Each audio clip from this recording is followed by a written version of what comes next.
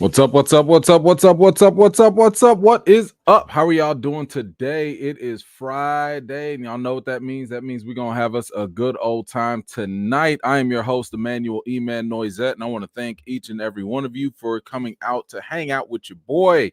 Guys, happy freaking New Year. We have made it. We have made it. Thankfully, and hopefully everybody has made it to the new year in good spirits. Hopefully everything is going well, and if it's not, listen, things will get better one way or another. At least that is my hope for everyone out there. We are going to talk about a couple of things today. It is going to be a light show. Listen, we still kind of like in the holiday mood and the holiday break. Hollywood is still kind of on vacation mode, slowly getting back. So the news is a little dry, but we gonna talk about, well, I mean, I don't know how we can't talk about Katt Williams. Katt Williams done already owned January of 2024. Go ahead and mark him on the bingo card. January is for him because this man done lit the whole internet up. So we are going to react to some of that at the end of the show. That is going to be the last topic. So yes, I'm gonna give a reaction to it. Listen, this man did a whole 3-hour interview. Ain't no way we gonna cover every single thing in that interview. So I'm gonna cover the meat and potatoes, give you kind of the gist of it, and then it'll be up to you to go and actually go, watch the full thing if you haven't already. What else we gonna talk about? We're gonna talk about Margot Robbie and the future of Harley Quinn. We're going to talk about the Thunderbolts. We got some updates and just a couple other things here and there. But it is a light day, like I said. So we shouldn't be here too long. Not going to jinx myself. But yes, first and foremost. Oh, and I should say, shout out to the replay gang. Y'all have been holding it down. Appreciate y'all so much. Y'all helping the algorithm by clicking on the video. Even if you've already watched the live, listen, it all helps. You know what I'm saying? It helps me. So I appreciate y'all for sure. Thank you for hitting that thanks button, even on the replays as well. I see it. I try and get to everybody as much as I can. Thank you guys so much for the support. I really do appreciate it. And what else was I going to say? Oh, yeah, if there are any new people coming in today, all you got to do if you want to be a part of the chat is subscribe. Just subscribe to the channel. You too can join in, share your thoughts. You can comment, and you can be part of one of the livest chats in all of YouTube. So it's free 99. It don't hurt nobody. Go ahead and subscribe if you haven't already. All right, let's give some quick shout outs to the folks that are here. I don't know why my internet bars are looking low. If it's looking a little scraggly, I don't know why. Because I listen, I paid the bills. So if I'm coming in a little weird, I apologize, but I paid the bills. So I don't know what they looking at. I don't know what the problem is. Maybe it's something outside. I don't know. Let's see who we got here. We got my man Dexter Reason. Good to see you, brother. Thank you so much. Appreciate you for being here. Johnny Washington, what is up? Good to see you, man. Sean, how you doing? Thank you so much for being here. Wouldn't be alive without Ms. Harper. Thank you so much for being here as well. Appreciate you holding it down with the Mod Squad. MC Harris, what is up? DJ Payne, how you doing? My man Eric Shaw is back in the building. We got the homie Zia Latrice. How you doing? Didier, what's up? How are you, brother? Thank you so much for being here. Shaquay, good to see you again. Thank you so much. 60 plus back in the building. Thank you so much for being here. Nick, how you doing? Good to see you. Talented One, thank you so much for being here. Shar, what is up? My man Tane, how you doing, brother? Good to see you. Raptor, good to see you too. Thank you so much. Actually, what you're talking about, I've seen people talking about the Aldous Hodge thing. That was from 2011. We covered that back when we were talking about Recast T'Challa a long time ago. But I don't know why, but people are digging up a very old interview of him. And this is before he did anything with DC or whatever. So, listen, you already know I'm down with whatever. So if he wants it today, that's great. But I just wanted to kind of give people heads up. That's not a new interview just because they republished it. Like he said that over like 15 years ago almost. Let's see. Come on through. We got Low Key. coming through. Thank you so much, low key, for holding it down. We got another top vet with Deborah Rodriguez. Thank you so much for being here as well. Rhonda, what is up? How are you? Sunspot, good to see you. Rachel, good to see you. Callow, how you doing? My man Theo is back. Minister Crush, good to see you. Got the Mod Squad Angel, what is up? Good to see you too, man. Treese, thank you so much. Corey, always a pleasure. Let's see. Optimus Fine, thank you so much for being here. My man Terrence is here as well. Thank you, Christy. Thank you so much for being here. Ism Schism, what is up? My man Gray is back. Good to see you. Tracy, thank you so much for being here. Always appreciate you. Let's see who else I saw. I think I saw one. There we go. My man Nelson V is here. Curry, hello. Soto, what is up? Latrice, I see you. CJ, thank you so much for being here. And shout out to everyone that has made it out today. I really appreciate you. All right, I'm gonna get to a couple comments. I'm gonna save a couple for last. Let's see. Deborah, I see yours. I'm gonna save yours for last.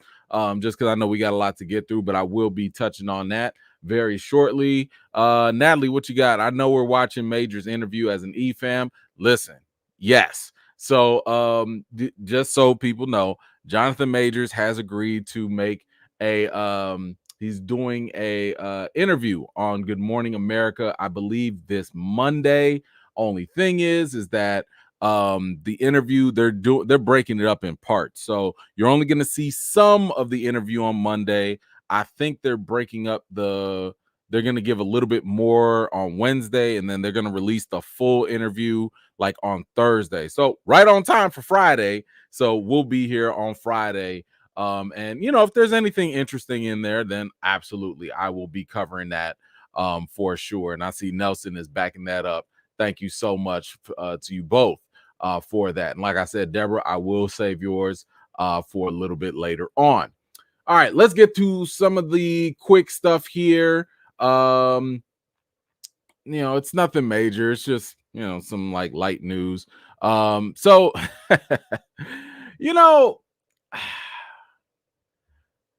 I don't get political. I hate it when people say that. I really wish people would stop saying political, because unless something has to do with voting or elections or laws, it's not political. There are cultural comments or cultural beliefs that happen, but they're not political, especially when we talk about diversity or inclusion or things of that nature, right?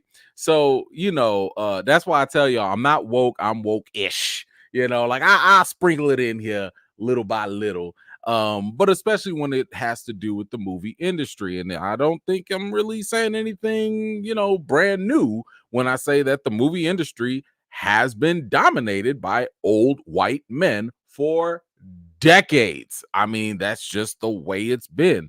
When we see a lot of the iniquities and gender gaps or racial gaps, I mean, there's a systemic reason for that, right? And a lot of this stuff does tend to matriculate from the people all the way at the top. That's just how it's been. Oh no, what happened to it? No. Oh man. I think hold on, let me get it. I gotta pull up something here for y'all. All right. Well, we just gonna have to wing this then. So, unfortunately, but again, just part of the reality. I wouldn't say discrimination, but like the systemic problems that have been apparent have seemed as though they have either racial and or sexual or sex or gender bias. And here's the thing. Now, even though people have suspected this for a long time, it seems as though there are studies to back this up. So yes, now they do come with facts. They do come with actual, numbers to back these things up. And I found this kind of interesting here. It says at the same time, major studios which pledged to re-examine their employment practices in the wake of George Floyd's murder, failed to produce any films from people of color. Wow. Shocked. So while, yes, Barbie went through the roof, and yes, Cocaine Bear, you had two female directors having successful box office movies. Looks like, these studios that were like, oh, we're after George Floyd, we're going to hire more. We're going to be more diverse. We're going to be more inclusive. And according to these studies, they like, nah, Cap, nah, that was all. No, those were all fat phase-on lies. Every single one of them. That's what these studies proved. So, the let's go here to it. It says that the stark findings of a new report by USC Annenberg's Inclusion Initiative called a lot of these entertainment industry pledges to support inclusion performative acts and not real steps to foster change. So, and then this is not the only report. There have been many reports that have talked about this, that have shown this, that have illustrated this. It says here that the report found a total of 116 directors were attached to 100 top grossing domestic films in 2023, but just 14 of them, or 12%, were women. That's it. Slight improvement from 2022, so a whopping 3% increase. But let's see, what else do they say? Then they go into basically the percentage of women of color. Of course, that's even smaller. Let's see, there was another thing here. It said that the authors also found that 26 directors of the top 21 grossing of the top 100 grossing movies in 2023 were from underrepresented racial or ethnic groups. Of course, that includes Black, Asian, Hispanic, Latino, or multi-ethnic. Let's see. It says here. Now there are some drawbacks, right? So let's be fair about this. A lot of this does have more to do with the study looked at box office, movies. It did not count movies that went straight to streaming. It did not count studios that hired minorities or women, for straight to streaming films. So just kind of keep that in mind. Matter of fact, this does also talk about how Netflix hired about 26, almost 27% of the directors hired in 2021 were female. So that does kind of give just a little bit of context here. And I think the comment here from the authors means something. So I do want to read that real quick. It says, this report offers a contrast to those people who might celebrate the dawning of change in Hollywood after a year in which Barbie topped box office. One film or one director are simply not enough to create the sea of change that is still needed behind the camera until studio execs and producers alter their way. They make decisions about who is qualified and available to work as a director on top grossing films. There is little reason to believe that optimism is warranted. And I think that is the key point. The key point is not about, well, we hired these people, let's say we hired these directors of color, or we hired these women and the movies just were not good. So therefore, we're just going to keep hiring white guys. That cannot be the excuse, because there have been plenty of white guys that have directed movies that were terrible, and they still keep getting opportunities. Looking at you, Ari Aster, Beau is Afraid. How the hell does this man continue to get funded when he makes terrible movies? Now, some of the movies have been good. I liked Hereditary. Didn't really care for Midsummer. Beau is Afraid is trash. I'm sorry. I don't really like to bash on certain movies, but that movie is pure trash.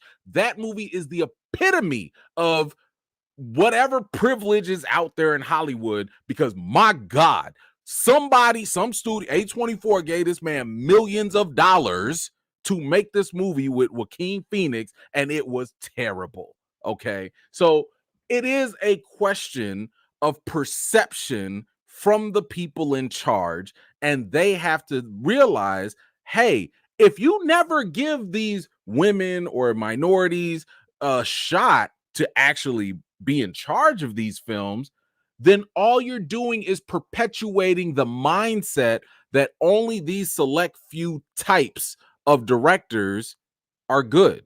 And that's why it's a perception problem. So, it's funny that apparently they need a study or multiple studies to confirm this, but it is what it is. But anyway, y'all let me know, what do you think about this whole study? Honestly, I wouldn't even have thought anything about this. And honestly, I wouldn't even have thought that this would be an issue, but the studios kind of put this on themselves. They put that target on their back when they went out, and no one asked them for it. They went out and was like, we're going to be more diverse. We're going to be more inclusive. After George Floyd, we're going to do all these changes, but you didn't. That's the problem. You didn't put your money where your mouth was. Okay. And you talked on yourself, and now you can't even stand on business. And that's the problem. So anyway, y'all let me know, what do you think about all this? What do you think about this study, and basically the studios not really holding up what they claimed that they were trying to do? Whatever you think, let me know in the comments down below. Actually, I do want to I do want to kind of follow this up with another story, because I think it is kind of like relevant, and that's with Star Wars. So as we follow up on this shocking study that's revealed that Hollywood has not really held up their own proclaimed end of the bargain to be diverse, you also have a brand new director for Star Wars, and she is getting people shook up, a little shook up here. Now, this is going to be the director for the new upcoming movie. It's going to be about Rey Skywalker, Palpatine, whatever the hell she's called. I don't know. And her latest quotes have kind of gotten people a little shook up. Let's see. I think her name is Sharmeen Obaid Chinoy. She actually directed some episodes from Ms. Marvel and Peaky Blinders. I'm sorry, just Ms. Marvel. It says here the film makes Chinoy the first woman and the first person of color to direct a Star Wars feature film, which is actually saying something. Star Wars has been here since what, the late 70s, early 80s? And they finally are getting a woman of color, a woman and a person of color, to actually direct a film. Now, to be fair, we're not talking about the TV stuff, because on the TV side, they have been more diverse and they have done that. But when it comes, this is literally what the study was talking about. When it comes to the big budget stuff, for whatever reason, Star Wars, Lucasfilm, Disney, whatever you want to call them, they always went with white guys. I mean, I talked about this when I wrote an article back in the day for Screen Rant. Okay. And I said the 11 live action Star Wars films, writers and directors have all been white. Moreover, those films have always been white-centered narratives. And this also came from an old report. This report came from like 2018. It says that the report revealed that 41 years of the Star Wars franchise, 96% of writers and directors hired by Lucasfilm were for the movies are all white men. And here's the thing. If that's all you hire and that's all you see, of course you're only going to get stories from a certain perspective, right? I mean, people write what they know. And if people are culturally influenced, which is not a bad thing. If you from a certain part of the world, you're going to write what you experience, what your perspective is. But damn, as a studio, if you only hiring one type of guy, literally, you only gonna get one type of movie. So that's what makes this hiring have some significance. Now, does this mean that because a woman is hired in Star Wars that it's going to be a success? No, it's not a guarantee, but it is a guarantee, I think, that we'll get something slightly different. Maybe we'll get a different tone. Maybe we'll get some new perspectives. Maybe we'll get a different angle at how we approach the film, right? So here's the thing. Let's see what else I want to go back to the article here. It says, while Star Wars television projects have featured female directors, most notably Deborah Chow, the movies have shut them out until now. This is the director talking. I'm very thrilled about the project because I feel what we're about to create is something very special. We're in 2024 now, and it's about time we had a woman come forward to shape a story in a galaxy far away. And that's it. It's really just a question of perspective. You know, like I said, it's not going to be a guarantee. This next movie could suck. It could also be great. It could also be refreshing. We don't really know. But I think that it is always valuable when we talk about storytelling to always try to mix things up, because you can have the same story but told from different perspectives and it still be enticing. It still gets renewed. It still gets something that keeps your interest just because it's coming from a different angle. So I love the idea that they're doing this. I know some people were like, what do you mean? Oh my God, what do you, a woman telling the story? Listen, all we doing is mixing stuff up. It's okay. It ain't gonna hurt nothing. If the movie bombs, it bombs. It ain't gonna be no different than Solo not doing very well, right? It's not gonna be any different than The Last Jedi not doing very well, right? So, not The Last Jedi, well, whatever that last Star Wars movie, Rise of Skywalker. You know, like, oh well, it happens. But the point is, you want to try, you want to give opportunities, and you never know until you actually give it out. So anyway, what do you guys think about the whole Star Wars thing? We got a new director coming in. Are you excited for it? Do you even care? Maybe you don't. I don't know. Whatever you think, let me know in the comments down below. All right, let's see. Nelson, rumors about majors joining DCU circling the net. Nah, okay. I'll wait until something incredible floats. If I followed every rumor that went around the net, I'd be here forever. So I don't care. I don't care. We'll see. I mean, maybe. Great, good for him if he does. You know, I hope the brother gets something. I need him to work. I think he should work, but you know, well, I'll wait for something a little bit more. Let's see, Matthew, what you got? Let's see, Taraji deserves her ducats. Yes, she does. She absolutely does. I've seen a couple things here, a couple stories about how she is. I mean, we talked about it before about how she could be. She was asking for basic stuff. I mean, she recently was talking about the color purple and how the studio offered her they did not provide drivers for her and the rest of the cast. You know, so like they was like, oh yeah, here goes some rental cars and y'all could drive yourselves around Atlanta, right? And here's the thing, because like, you know, I had a friend of mine, he brought this up and he was just kind of asking, like, yo, should she have asked for that in the contract? Like, you know, like, is she being unreasonable? And I was just like, honestly, she's not being unreasonable, because these studios, they pay lots of money for these films to happen. You're talking about millions of dollars, okay? It's millions of dollars. The least they can do is pay for, you know, your cast, your stars to be driven to and from the studio or whatever. That's not that much for the studio. Let me put it in a better perspective. Y'all know me. I ain't nobody. Okay. I'm definitely not on Taraji P. Henson level. But guess what? Once in a blue moon, if a studio decides to fly me out or whatever, first of all, it's not because I'm me. They're flying me out because I'm just part of a group of other critics. So they will fly 50, 60, 100 film critics out to this city, that city, whatever. They'll put you up in a hotel. They'll pay for your flight. They'll give you, a couple dollars or whatever for food. And then they give you some Uber code so you can drive around.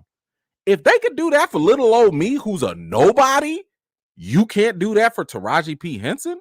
You can't do that for Corey Hawkins. You can't do that for Danielle. What? Nah. So she's not being unreasonable at all. That's an industry standard. That's basic. If you could do this for some nobody press, you could absolutely do it for your money makers. So yes, she's not being unreasonable whatsoever, and she deserves all her ducats. I mean, everything that she's asked for was not unreasonable whatsoever. She was never comparing herself to Brad Pitt and whoever else. She was just like, yo, like, y'all got it. Y'all got it. Y'all being stingy. And then she was right. I agree with her. But anyway, thank you so much, Matthew. Good to see you again, man. Thank you so much. Let's see. Shogun. I will point that Star Wars on Disney Plus does have diverse directors. Bryce Dallas Howard, Rick I can never say his name. But you're right. And the article does say that yes, on the TV side, they do. But the real issue has been pointed out about when it comes to the big budget stuff. So when it comes to the big budget films, not so much. So it is very specific on where they're trying to hold it down and all that. But thank you so much, Shogun. I appreciate you. Sim, thank you so much. Thanks as always. Professionally, I do diversity, equality, inclusion work, I believe. I'm smart sometimes. And it has always been challenging, but also rewarding. The way diversity and inclusion is being blamed for every problem now is very hard. Selfishly, thanks for a real and positive discussion. Yes. And it's sad because, like I said, this is not a political thing. It's a cultural thing. It's a cultural discussion that's being had. And it's kind of sad, in my opinion, because imagine being against diversity and inclusion for any reason, like whatever reason you want to say, when you say you don't want to, or you're opposing diversity and inclusion, what's the counter to that? Like, what if we're not being inclusive, if we're not being diverse, what is the opposite of that?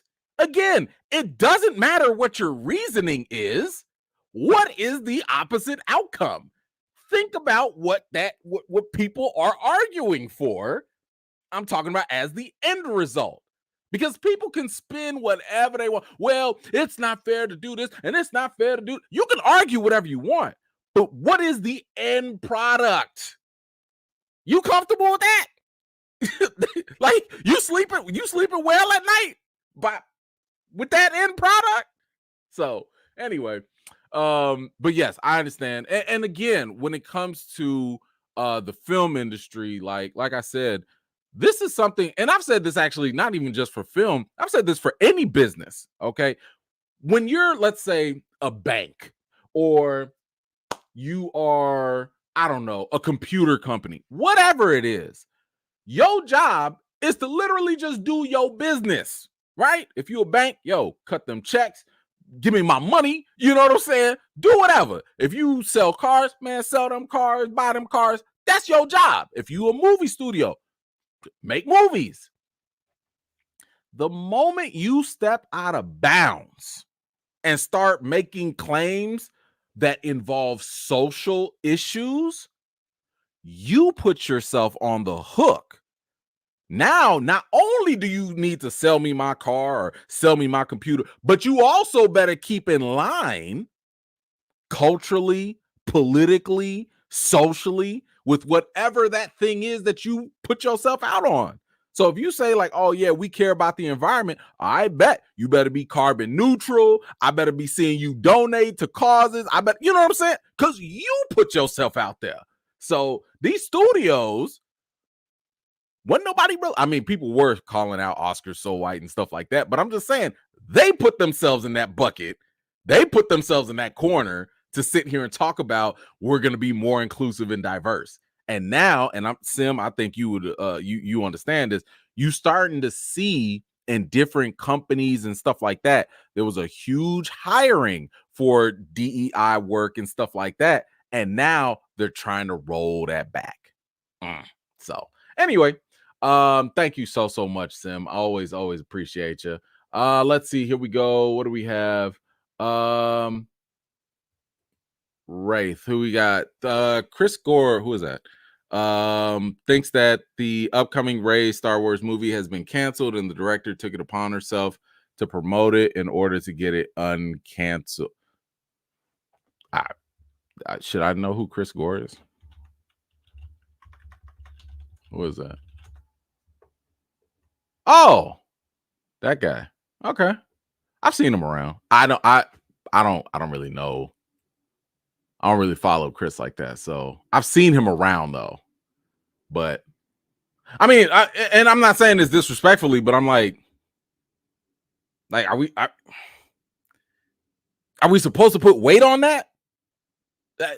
Y'all, I mean, y'all help me out because I don't know Chris Gore like that. I'm not trying to disrespect him. I'm not trying. Maybe he got pulled in the game and I didn't know. I mean, you kind of cited him like he was, like we supposed to be like, well, damn, Chris Gore said it. Like, damn, I'm probably already in a hole right now. Listen, I got no beef with nobody. I'm just being honest. I don't know him like that. I don't know if he got authority like that. I don't know. Is he a credible source? I don't know. So I'm going to leave this alone. I'm going to leave this alone. I appreciate it. If y'all got some more info or something, let me know. I'm just, let me move on. Oh my God. Yo, Mr. Bobby Wright. Man, brother, thank you so much. Man, you done turned the super chat red. Oh my God. With the new year, coming through with the new year strong. My goodness, brother. Thank you so much. Man, my man be keeping it. Man, let me tell you something about Mr. Bobby Wright. I be seeing this brother he be staying on the socials, commenting, been here since forever. Brother, thank you so much, man. I really appreciate you. Thank you. Let's see. This is super late, but here's 100 for hitting 100+ subs, and always keep it 100. Keep up the blacktastic work and keep being a great father, husband, and representation for the community. Man, oh man, thank you so much. Woo, man, brother, that is and especially coming from you, because I know this is coming from a real place, man. So I totally appreciate that, man. Thank you so much. That is incredibly too kind, man. Man, thank you for that. Lamar, let's see. I'd have felt better. The Star Wars director first statement was, I want to make a good Star Wars story. She got me looking at her side eye. I understand. To me, I don't know exactly the context of the conversation. Like, did somebody ask her this? Like, you know what I'm saying? So like, I can't really go off of it too much. This is one little cherry pick quote. Who knows what the full context was? I'm assuming that as any director, they want to make a good story. I don't think anybody goes into a movie getting paid all this money saying, well, forget a good story. You know what I'm saying? So I'm assuming she knows that already, and it's assumed that she's going to try her best to do a good one. But I totally hear where you're coming from. All right, let's move on. What else do we have? Oh my God, bro. Come on now. Guys, it's too early in the year for this, man. Oh.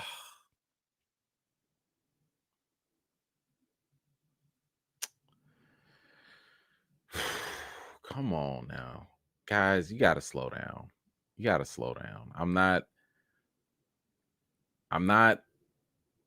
We can't do this now.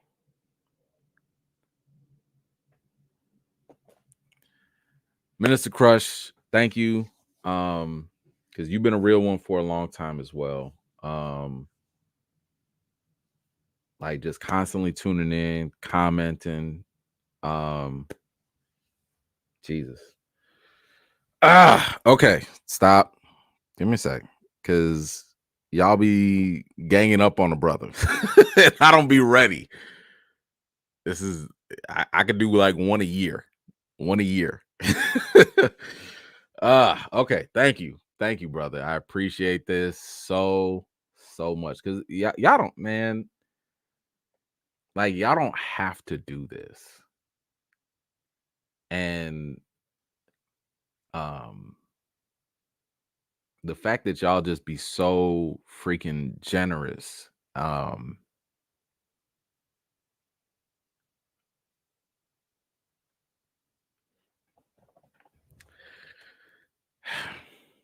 See, damn it. I wasn't trying. This is not where we were going. This is not where we were going. We were not doing this year. Not this year. Not this year. Okay, let's see. Been listening to you since 2016. I don't even remember being on since 2016. Have I been on this long? Jesus. Keep up the good work, brother. For the fam, sing with me. How great is our God? God is good all the time. And all the time, y'all know the rest. Woof, man. Y'all don't understand, man. Y'all don't understand. Thank you, man. I really do appreciate it, man. For real, for real. Like, that is oof, Dory. See, look at you. Just y'all some bullets. Stop. Thank you. I appreciate you very much. Thank you, thank you, thank you. Oh man, hold on. See, y'all just when it rains, it pours. Um I got low key. Thank you so much. Says here, Happy New Year's. The $25 Cash App.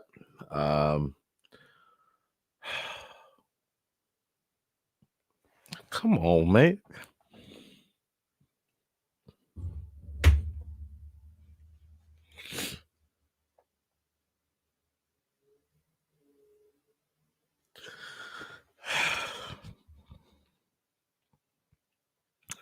Kiki West.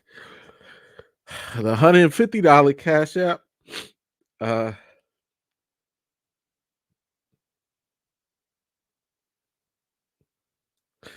Thank you, Kiki. Come on, man. Y'all gotta y'all gonna make me cut this. Damn it. I can't read when I'm doing the Viola Davis snot cry. Y'all gotta stop. Kiki, thank you for that. I really appreciate it. Low key with the $20 Cash App. My man Terrence Francis always coming through. I'm giving some love right back for the $10 Cash App. Oh, Kiki. Oh, Loki, you cannot do this. She gonna send $100 for the cry. That's not how this should work. That's not how this should work. I can't do this. I got Jesus. All right, y'all gonna have to wait.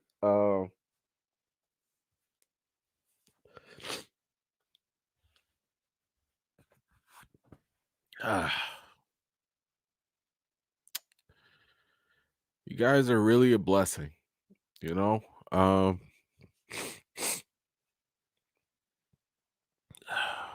It's like I don't have any other way to thank y'all for supporting the channel. I know a lot of other channels they kind of take this stuff for granted, you know, like I ain't gonna name no names, but like I know YouTubers that get mad. They get mad when like the supporters don't, you know, respond or they don't give them super chats. And I just be like, you know, I don't say nothing, but I'll be just like, are you kidding? Like, do you realize like people don't have to give you anything and you out here being mad about it? Are you serious?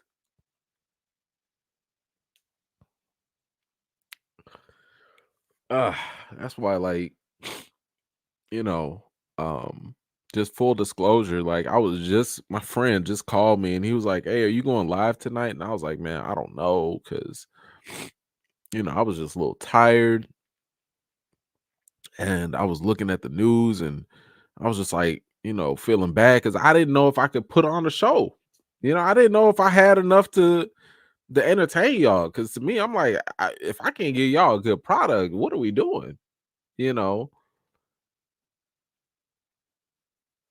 and it's like, I mean, I never regret, um, I never regret getting up,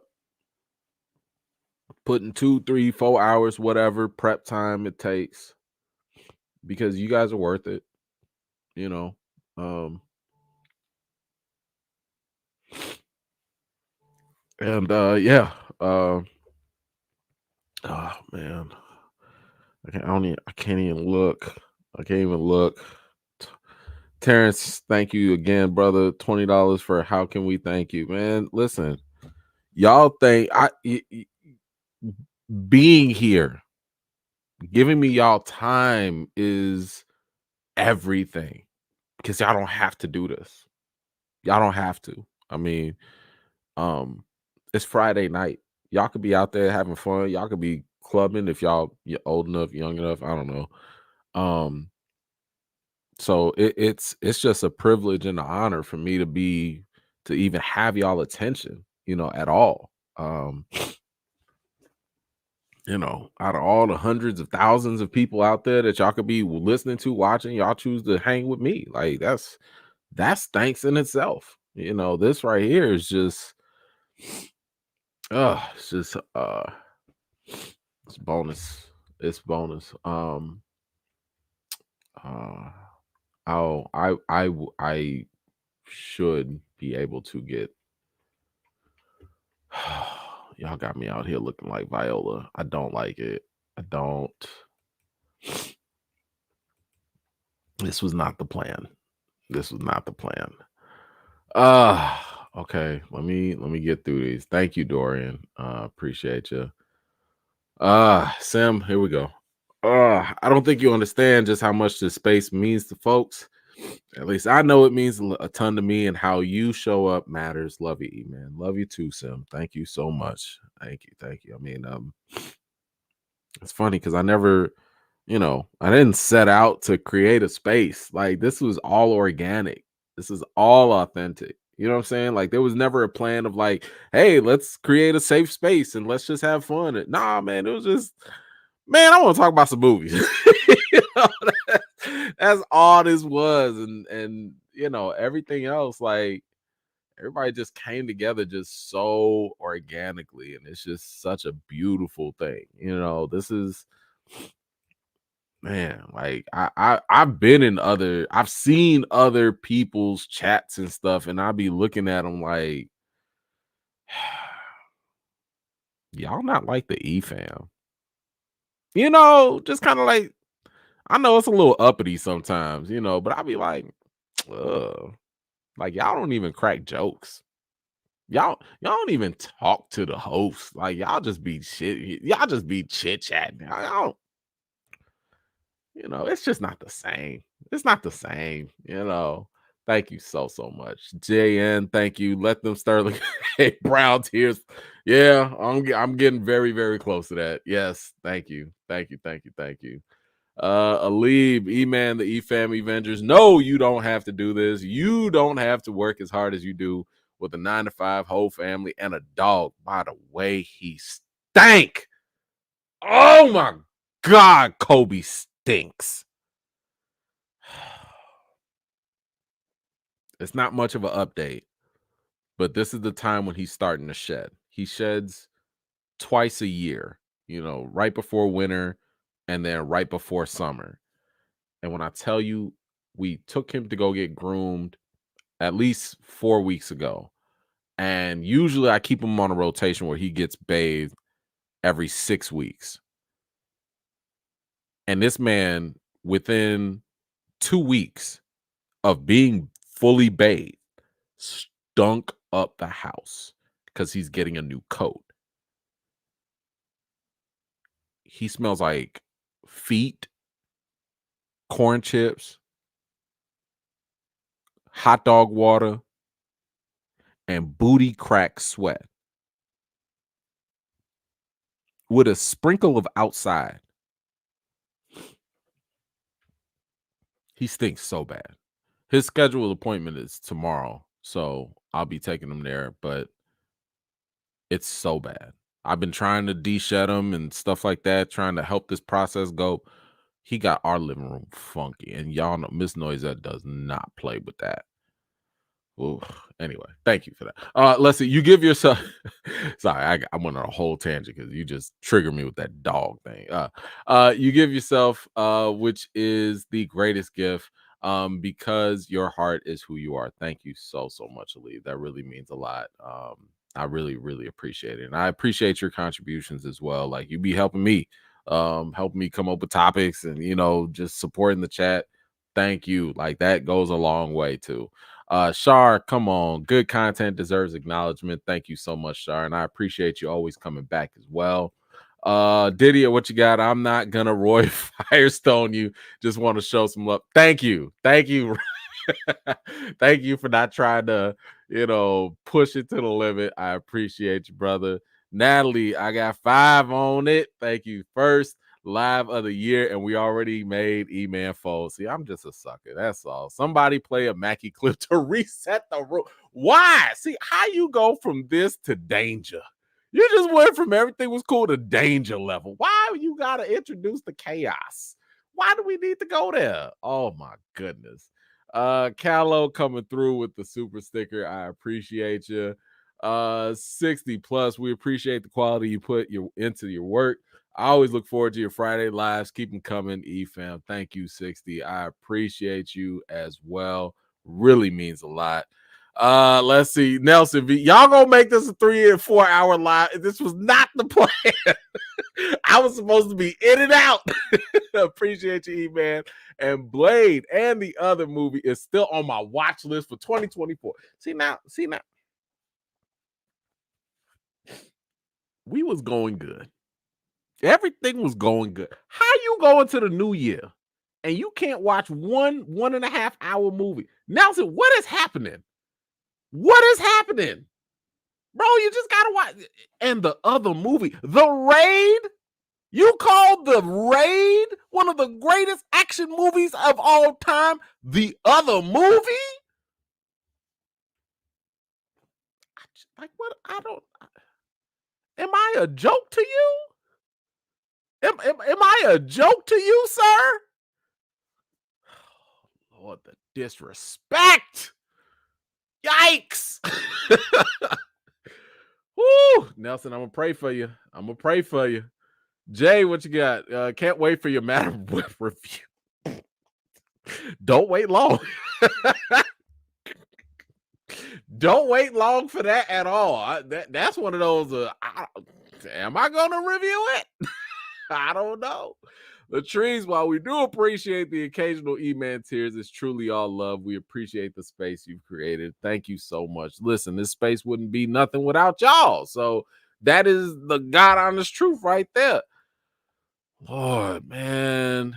Come on, DJ. Come on. Like, I just got the snot just dried. Like, I just thank you, DJ. So freaking generous. Thank you so much. You say you don't have a way to thank us. Meanwhile, you've provided us years of discussion and entertainment. Means more than you know to a lonely dude that gets to hang with a great community. Just want to join in on this love cry fest. Hey, man, that means a lot. It means a lot, man, thank you. That man, I'm glad that you're here. That means a lot. I'm glad that you're here. Thank you so much. For my peoples, appreciate you, bro. Now give me that Tyler Perry slap for the one time. You know what? Do I even still have it? Hold on. Do it. We might as well. It's just this one time. Look, we might as well.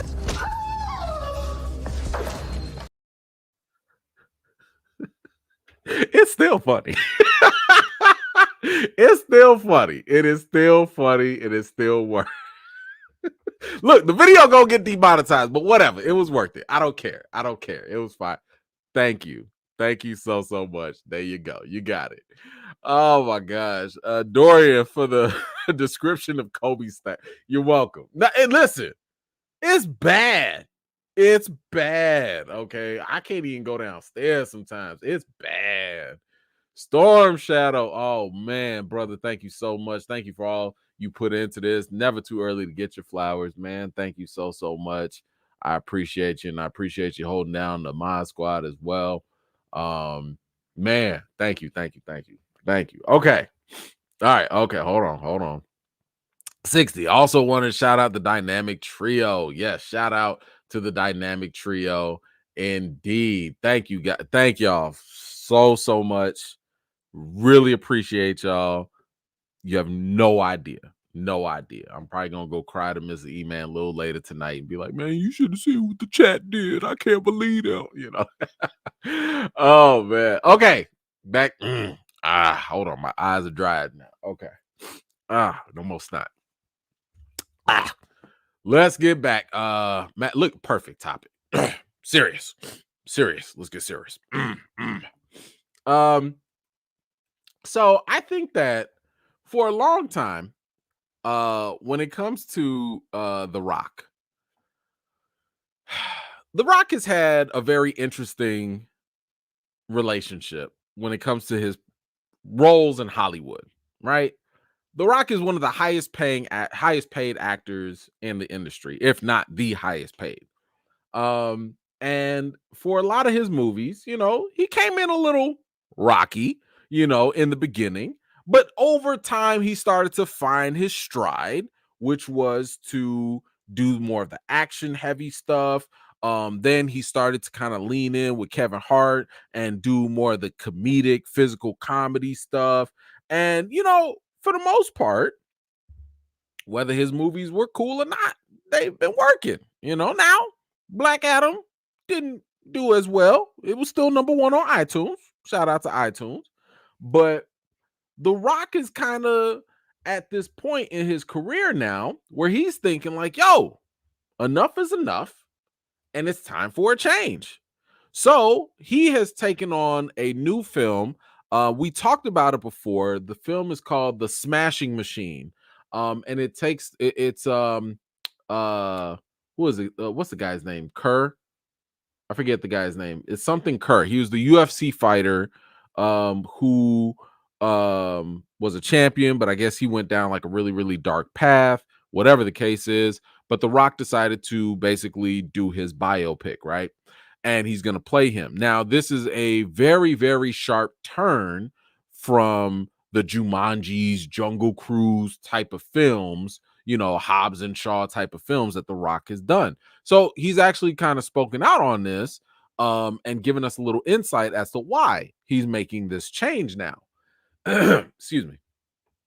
And he says here, I'm at a point in my career where I want to push myself in ways that I've not pushed myself in the past.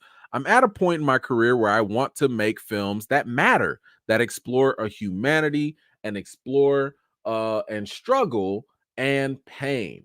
It goes on to say A24 is announcing the movie The Smashing Machine as the Rock's most dramatic project and role yet. Rock goes on to say, I want to be clear not to say that this is an abandonment of big four quad movies. I love making them, and there is tremendous value and importance in them, but there's a time and a place for them. I'm at the point in my career where I want more, and I don't mean I want more box office. I mean, I want more humanity. You know what? Good on The Rock. Good on him. I'm happy for him. He want, you know, and he almost tried to do this same little shift when he did that movie Snitch. But, and I told y'all this before, when he did the movie Snitch, he was trying to play a regular guy. Rock, you're 6'3", 6'4", 265 pounds of pure muscle. Bro, ain't nothing about you normal. In that movie, they showed him getting jumped by some regular people. Are you kidding me? Regular folks? A quarter of his size getting jumped? Please. Did not work. But now this seems like a good role for him, where just like in Snitch, where he tried to be more dramatic and try and show more of his acting chops, now this role seems like, at least on paper, a little bit more up his alley, right? It's still a physical role. It's still somebody who's in a similar, arena that he can relate to. And, it's backed by A24. And this is a studio that, they don't usually put out bad products. They usually take, except for Beau is Afraid. That's still trash. But, I'm happy that he's trying to take acting a little bit more seriously, where it's not just a cash grab. It's not just, oh man, let me just go look at the box office and get paid. No, like, do something that maybe, not saying it will, maybe you can mess around and get award recognition for. Maybe, this reminds me of Dave Bautista. Like, Dave Bautista, when he came in, my man was also very rough when it came to the acting, but he started taking roles and he started taking acting classes to like up his game. And I'm wondering and maybe hoping maybe Rock goes a similar route. Because at this point, I'd say Dave Bautista is a better actor than The Rock is at this point in their careers. I still think The Rock has potential to be better, but this shift I think is a pretty good one. I'm looking forward to it. I definitely want to see what The Rock has in store with this. But y'all let me know, how do you feel about The Rock making a shift into more dramatic roles? He's not giving up the big box office films at all. He is going to shift over to try and do things that have a little bit more humanity. Let's just say maybe even a little more art house feel to them. Whatever you think, let me know in the comments down below. Right. Blue Exodus. Yeah, you did start something. Happy New Year. Thank you for that, brother. I appreciate you. Yeah, to say the less, right? Lamar, I need Rock to go back to being the cool to the Be Cool movie Rock. Be Cool. Oh man. I don't know if we need that Rock. I don't know. I don't know if he could do that anymore. Like, I don't know. I want to see what he does here first, and then kind of see if he's shaking off a couple things. If he's shaking off, because there are certain things I'd see in his performances where I'm like, you're not acting, you're performing, and not performing as in the role, but you're trying to entertain, as similar to how a wrestler would try to entertain. And sometimes he would get into those comfort zones in some of his roles. He did that a lot in Black Adam. And that's where I'm kind of like, if he's in a movie that forces him to stay focused, to stay on this character, then I do think that that's a good sign, that hopefully he'll be better. He'll be better. But we have to wait and see. We'll wait and see. Let's see. Sim, what you say here? This is for the slap video and the vivid and creative dog smell description. Went from tears to giggles. Use this for some Albanese gum. I will. I appreciate that. Thank you so much. I definitely appreciate that. Thank you so much. JN, I'm glad he didn't make John Henry. Man, I forgot he was going to do that. That could have been an interesting movie, but I think it would have depended on who was going to direct it and what studio it was going to come from. But I'm not rushing to see John Henry either. So I'm glad it wasn't Terry Crews. It could have been worse. That could have been a bigger problem, Jay, what you got? I feel like one reason Dwayne decided to do this Safdie movie now, because his next movie is Red One, and he likely saw that it's not good. I would not be surprised by that whatsoever. ever. Not even close to being surprised. I've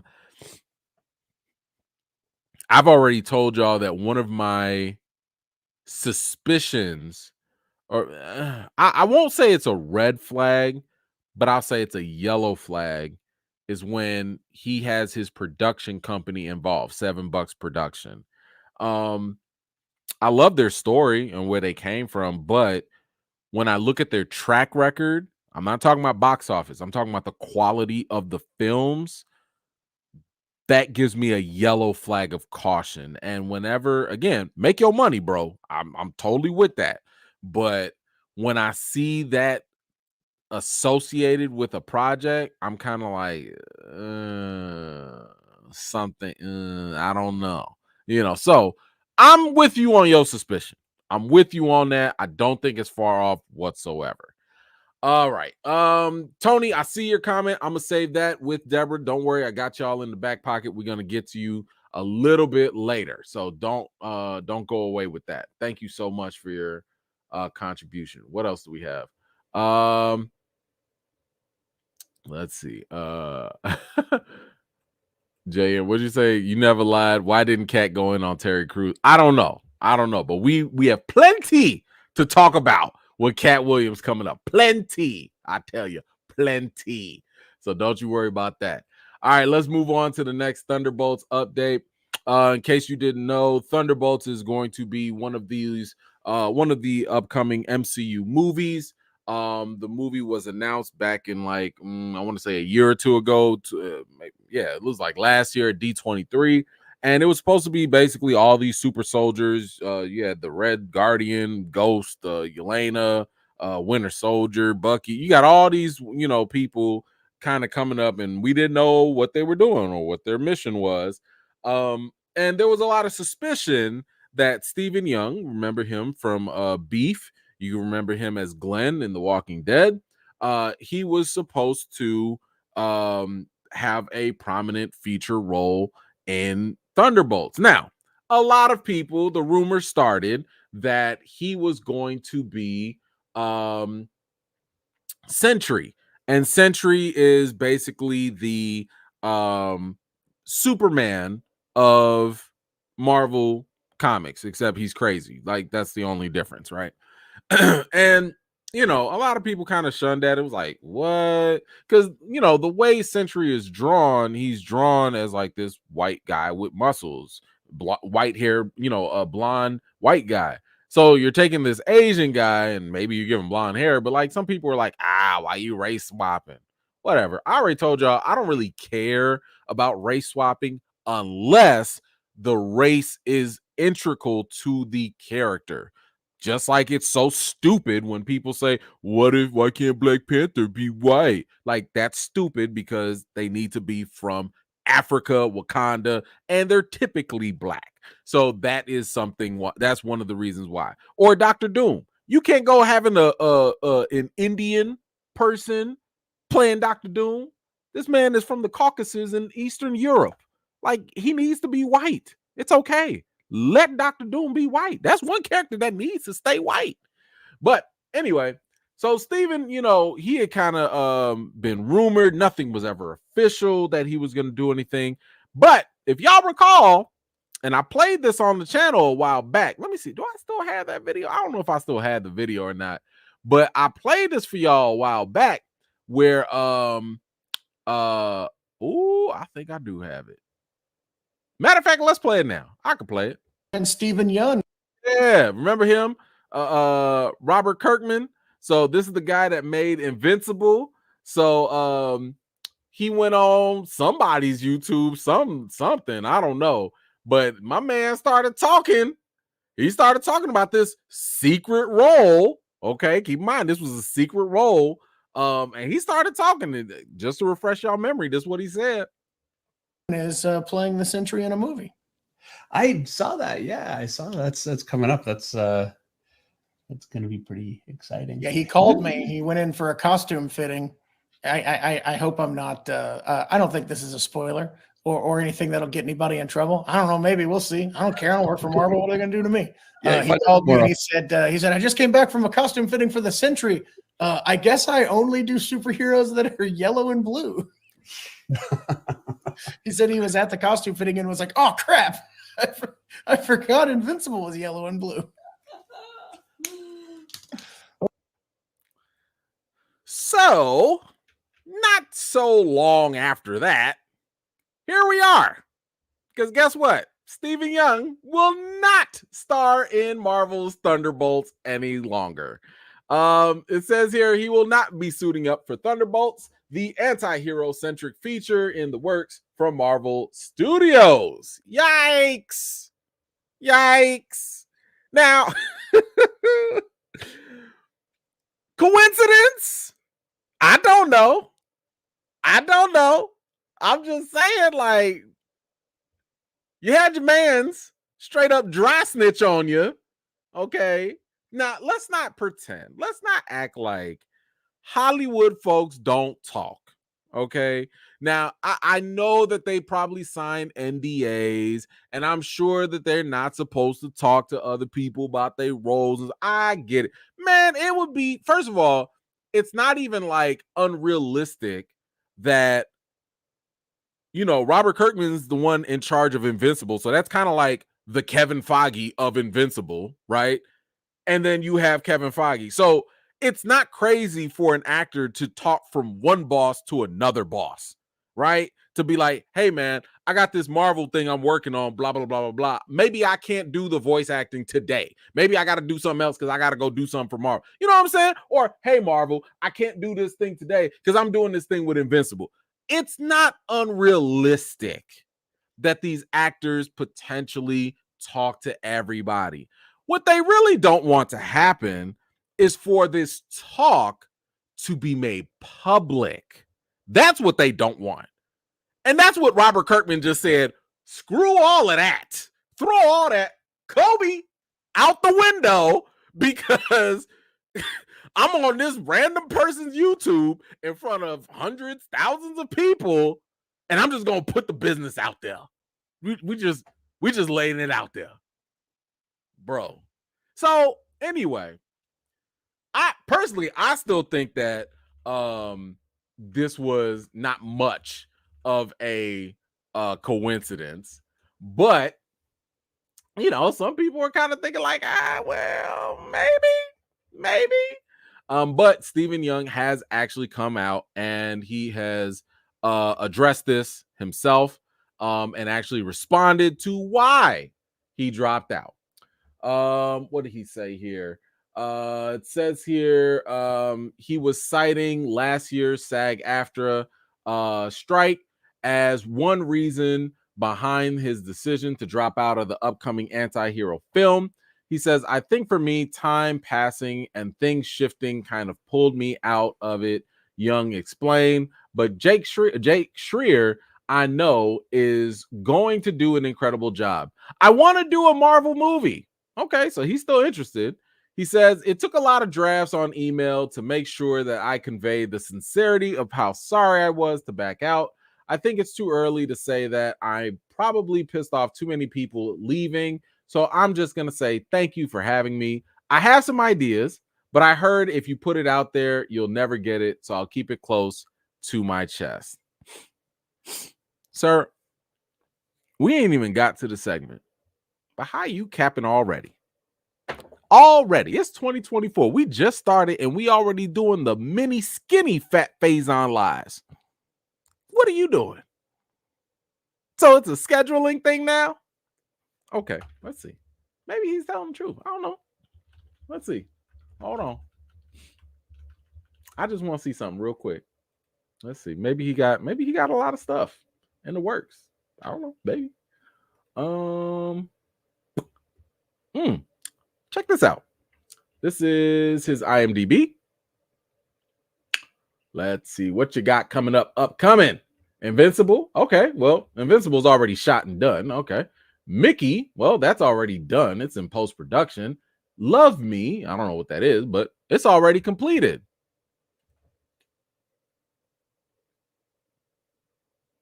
Wait, maybe there was something else on his schedule that did. Let's see. Okay, that's done. This is released. This is completed. Y'all see anything up here? Hold on. Can I maybe if I click the white space? No. Okay, I don't see nothing else on your schedule, sir.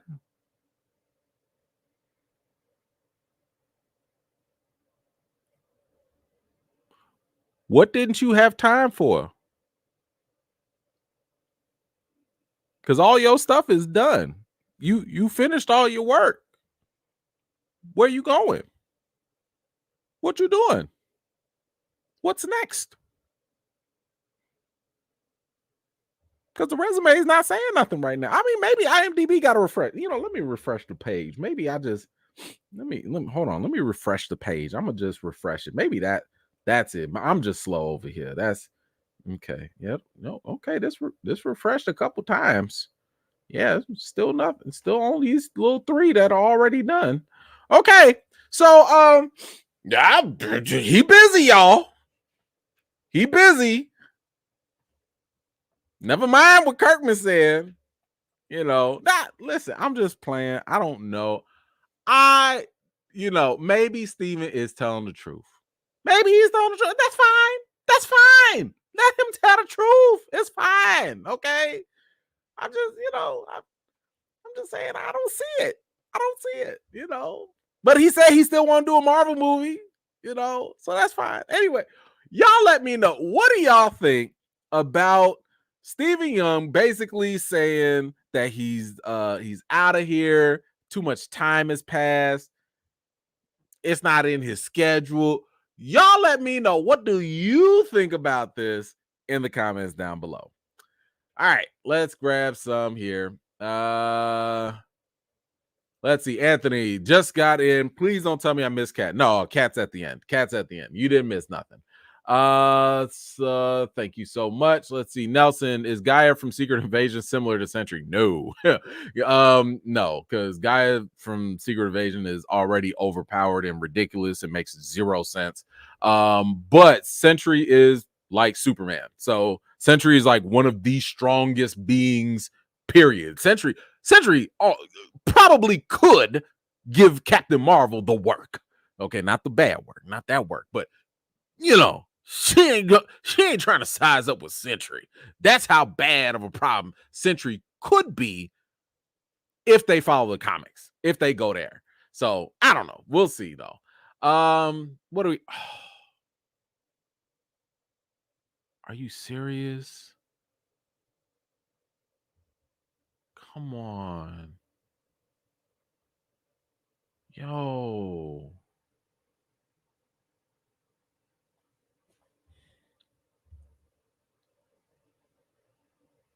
I mean, I'm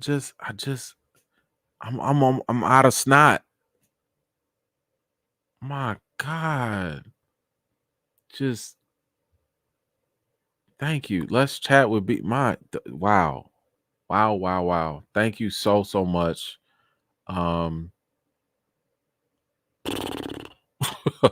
Jesus. Wow. I mean, y'all be having me out here like a broken record. Like,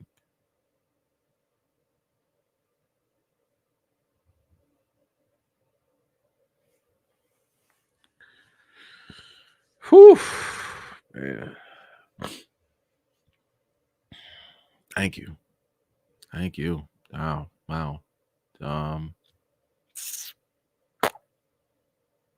I'm like struggling. I'm trying to find words. I'm like blah, blah, blah, blah, blah, blah. Thank you so much. That's all I can really say. It's just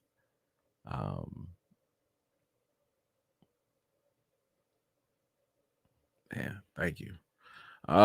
You are such it is harder to read some of these. I don't think y'all understand. It's harder to read this and not get choked up. Like I gotta get myself together just to read it, You are such a blessing to us, E-Man. You take this little black girl away from real life BS and provide us for lighthearted, hilarious, real entertainment. I love hearing your opinion and perspective. Please know that you mean the world to the E-Fam. Man, thank you. Thank you, B. You just never know. You never know.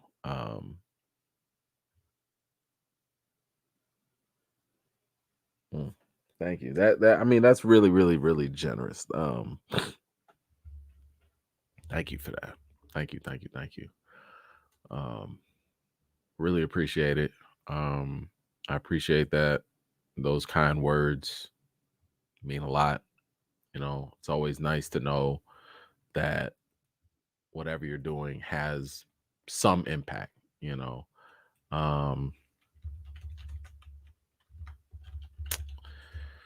Whew, okay. But yeah, thank you. I'm sorry. I'm stuck on stupid right now. I'm stuck on like I thought we was done.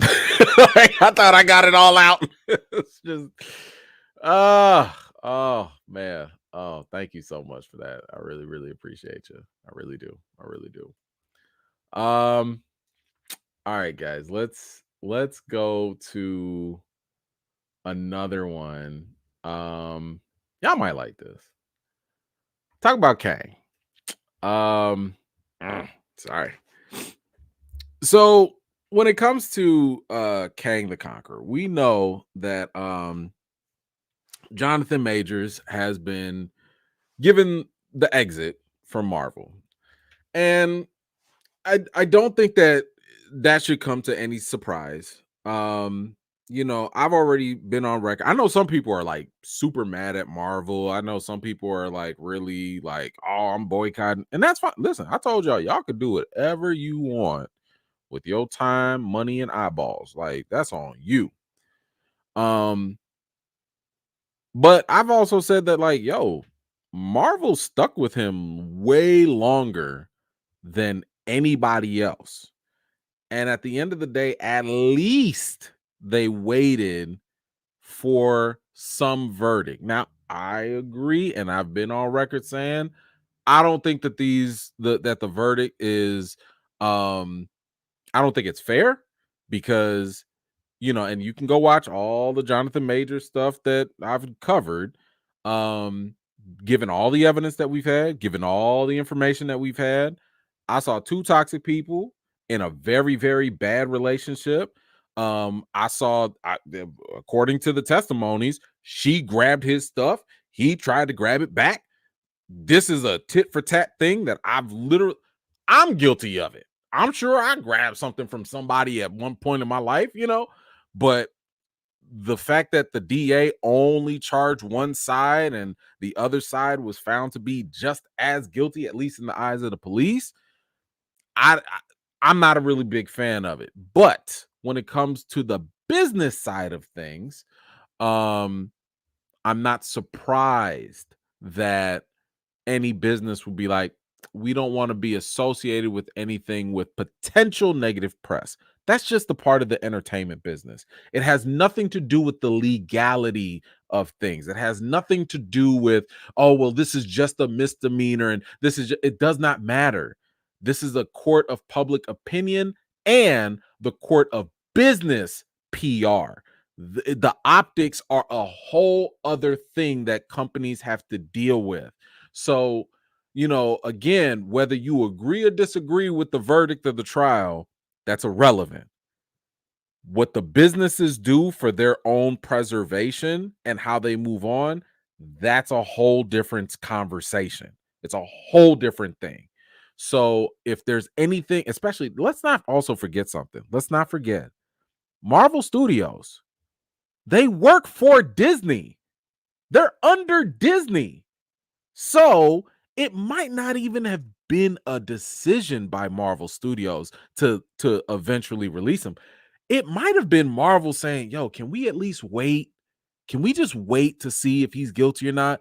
Disney probably was like, hey, man, get rid of him now. We don't want that, because Disney's all about their image. That's all they're about. Look how quick they fired James Gunn over some things that he did in the past that he ain't do no more, and he already apologized for it. They always care about image. So anyway, with Jonathan Majors out of here, the question is, what y'all gonna do with Kang? Now, I've been on record also by saying that I think y'all should continue the character. And if you're gonna continue the character, you have everything in place to do so. You have a character that has variance, he deals with time travel, whatever. That in itself makes recasting perfectly simple. Not to mention, you also have the fact that you wasted our damn time. Phase 4 felt like a whole waste. All this multiversal nonsense would be a whole waste if you didn't finish off this Kang stuff. You mean to tell me that you took 2-3 years, 4-5 boo-boo movies, tried to tease up this villain just to pivot on us? You gonna pull the Friends pivot on us? Hell no. You need to we deserve a fully fleshed out Kang, a villain that's going to give these Avengers nightmares. I need Kang to come in here. I want the Kang that was promised to us in that first Ant-Man and the Wasp Quantumania trailer. I want to see the Kang that said, Avengers, you the one with the hammer? Didn't I wipe the floor with you before? Didn't I kill you before? Man, I killed y'all so many times, I don't even remember. That's the Kang I want to see, because that's the Kang you promised us. The hell you talking about? You just gonna leave it up to the TVA? The TVA? The black-owned business that y'all finally gave to the white guy, by the way. I'm gonna go to the Dr. Umar point with it. So you took the black-owned business and you took it over and you gave it to the Greek god. You gave it to the Norse god. You gave it to the Norse god, but you took it away from the black man that made it. Okay, we're gonna put that hat on right now. No, I'm just playing now. I'm trying to get some people riled up. But anyway, when it comes to a recast, I've told y'all this many times, it's super easy to do, right? Because there's so many talented black actors out there. Now, we've talked about John Boyega. He's already said that he's not interested, he don't want to do it.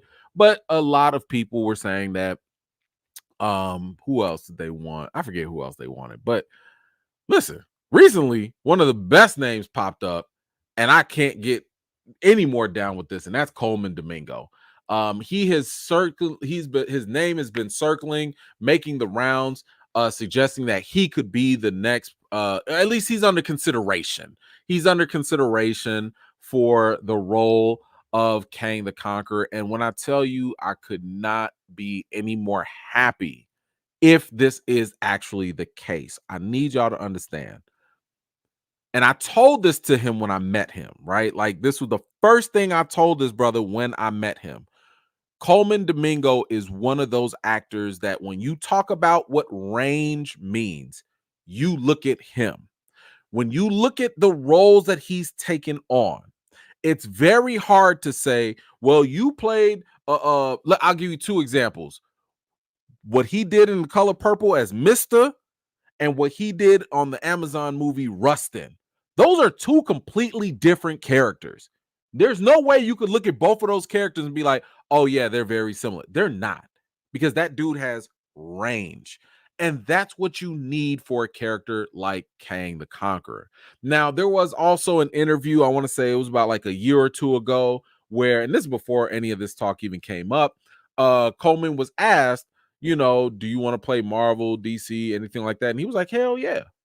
I'm paraphrasing, but he was like, yeah, I want to play a villain. I want to play, like, sign me up. Marvel ain't come talk to me yet, but yes. So he's already expressed interest in playing a role in something like Marvel or DC. And I think this would be phenomenal for him. And I think it'd be a win-win for Marvel as well. And here's the thing. I support my brother all day. Okay. I think he's a phenomenal actor. Marvel can get him on the cheap now. Just saying. He's not at the point where he's going to ask you for Robert Downey money. Okay. So I'm just saying, from a business standpoint, this works on both ways because Marvel can get him at his current rate and not break the bank. And at the same time, my man can finally go out there and really show mainstream audiences, not just black folks. He could show mainstream audiences that he is way more talented than people might realize. So I am very hopeful that if Marvel has got any trepidation about who to hire, this would be a great hire. Because think about it like this: whatever you do with Kang, you're not doing it for long. You're only going to do it until Secret Wars or whatever comes out. So you're really just trying to get a placeholder for the next, 2 years, 3 years tops? That's not a bad investment. Go get this brother. He can do the job. He is very, very talented. He can do it.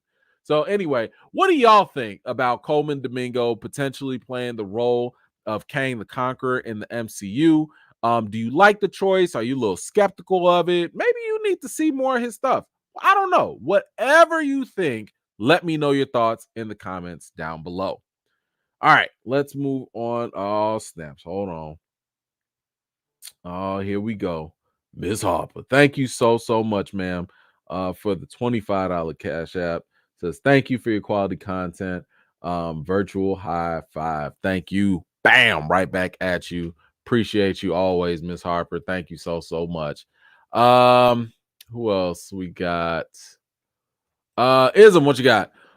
This says a lot about where Marvel is at. In the golden years, MCU actors would never drop a Marvel role. P.S. I'd give more, but Christmas got me broke. But trust me, bro, it is all good. It is all good. Thank you so much. Listen, I'm gonna listen.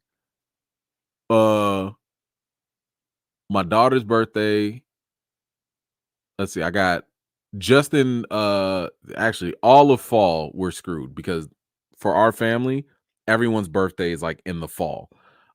We had November, then right after that, we had Christmas. No, I'm sorry. We had the wife the month before that, then we had November, then we had Christmas, and I still got my middle child, her birthday's coming up in a couple weeks. Listen, these tears y'all see, it's because y'all paying for these gifts. Like, y'all paying for these babies because I didn't know where it was gonna come from. I didn't know. I was gonna be like, look, baby, I don't know, maybe we just, maybe we go to McDonald's or something, like I was, so like I understand.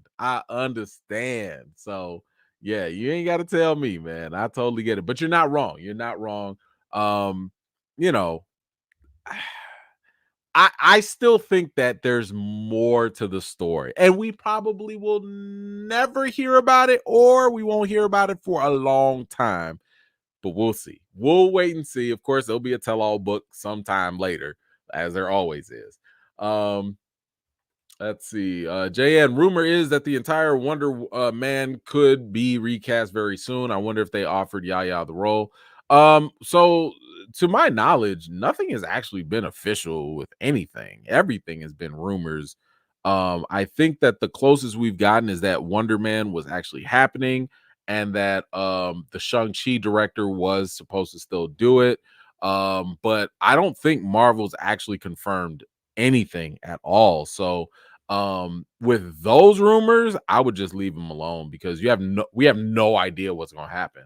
And I think that especially with all the delays, especially right after the strike, it's incredibly possible that Marvel will reshift everything and change a lot. So unless somebody has already started production, signed a contract or whatever, I would not put a lot into any rumors at all. Matter of fact, even this Coleman Domingo thing, he ain't signed no papers.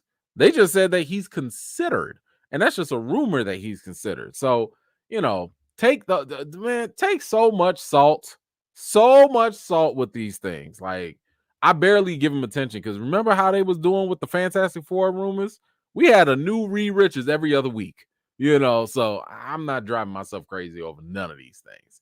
Let's see, Ms. McKeeba. Hey, EFAM, late but in the number. Thank you so much. Y'all already talked sketchiness of Jay Majors interviewed by companies that fired him. Yeah. Well, like I said, I don't know how it was sketchy versus part of the industry, because a lot of managers, PR reps, and just studios and companies, a lot of people, if you think about it like this, Hollywood, you know how they say in Hollywood, networking is key, right? Like if you network, that's how you move up.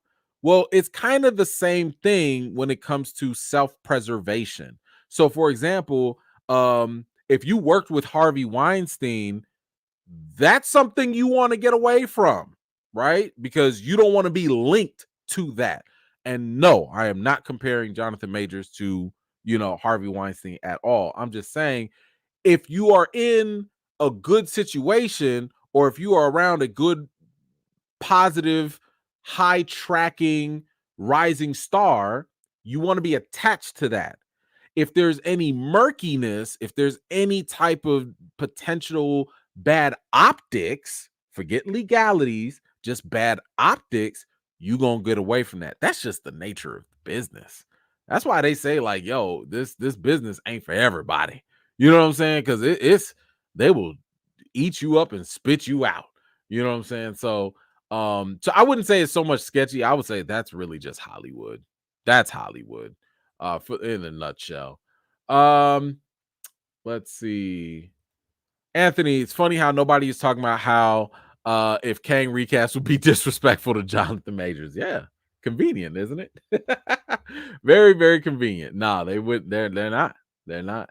But of course, more goalpost shifting would happen. So there's always that. Tony, sounds good. Just as long as if they take the character of Kang serious again and don't botch it like they did in Ant-Man 3, having them defeated by super ants and MODOK. Yes, 100% agree with you on that. I think that they had everything in the right place, and that writer dude it just went downhill from there. It went downhill. But yeah, totally agree with you on that. I think that is absolutely on point. Oh man, Larry, thank you so much, man. I appreciate that. Happy New Year, E-Man. I've been replay gang since last month, but happy to see you live. Your TV shirt is my favorite shirt I currently own. That's really dope. Thank you, man. Can't believe they gave it to a Norse dude and I didn't put it together until now. See? That's how the man gets you. I'm just playing. But thank you, Larry. I appreciate you so much, man. Thank you so much. All right, let's see. What other topics do we have here? Okay, so we did the recast. Oh, man. The Ayercut. So I've talked about this before. Just like the Snyder Cut, I have told y'all my feelings on the Ayercut. Now, in case you did not know, the Ayercut is very similar to a situation that happened with Zack Snyder in DC. Back when DC was a straight up mess. Now, they could still be a mess, but we have yet to see that. But when they was a whole mess and they were interfering with the director's movies and coming up with terrible cuts to put in the theaters, not only was Batman v Superman one of those victims, and not only was Justice League one of those victims, but so was Suicide Squad. At that time, back in 2015, keep in mind, Marvel was coming out with movies that was making billions of dollars. Age of Ultron was coming out, and they made $1.5 billion. And you also had Ant-Man coming out. Where Marvel was, coming out with things that had slight humor and stuff like that. So then at that time, DC was like, uh-oh, people are saying our movies are too dark. They're saying they're too serious. We got to add some Marvel humor into it. And because they stopped trying to lead with good stories, they decided to, impose and chase the Marvel formula, which is always a bad idea. Never chase the formula, because Marvel doesn't have a formula. But anyway, the Suicide Squad was pure trash. Like, that was a very, very bad movie. Now, to David Ayer's credit, he claims that, like, yo, wasn't my fault. The studio wanted this, they wanted that, they made me cut this, do that, whatever. And the end product was bad. Jared Leto was the one Joker we don't acknowledge. Everybody, we acknowledge all the other Jokers except for Jared Leto. Was that Jared Leto's fault? Was it the editing's fault? No one's ever really going to know because this is all we got. This is all we got. We can only go off of what we saw on the screen. So in the meantime, he sucked. But once Zack Snyder actually got the Snyder Cut released, once WB went through 50 million changes, all these different changes of management, all these different things, this sparked some hope in David Ayer. And David Ayer said, you know what? If it could work for Zack Snyder, it can work for me too. Y'all said release the Snyder Cut, and y'all did it. So dang it, release the Ayercut. There you go. Right? So now, he wouldn't let this go. And when James Gunn came through and took over and everything, you know, he came out and said that there was hope, that they had some talks, that eventually the Ayercut would release some way, somehow. Now, I know I'm on the record saying this too. I was like, brother, give it up. Brother, give this up. Because you trying to hold on to something, and what exactly is it going to resurrect? What do you think is going to happen if people do see the Ayercut? What you think? People going to go to theaters for it? Hey, can I see the redo of that bad movie that left me a bad taste in my mouth? Hell no. What you think the studio going to do? Put it on HBO Max? They wouldn't even put Batgirl out. So what do you think you had to gain there? Now, don't get me wrong. I know on a personal level, because making a movie is not easy at all. I know on a personal artistic level, it hurts. And he said that. He has said that, like, yo, this is not okay. You know, I had this movie, I had this vision, I had these characters that were really good. And now I'm left with this stain, right? This pain, this hole in my heart. Totally get that. And this is one of the other reasons why I said, bro, let it go. You got to let it go. Because it kind of reminded me of, like, y'all ever have that friend? And I think everybody has this. Y'all ever had that friend that was in a twisted, toxic, terrible relationship, and they sit at home, they on the phone with you, and they telling you about this person that they mess with, and you sitting there like, oh my God, bro, sis, it's been 7 years.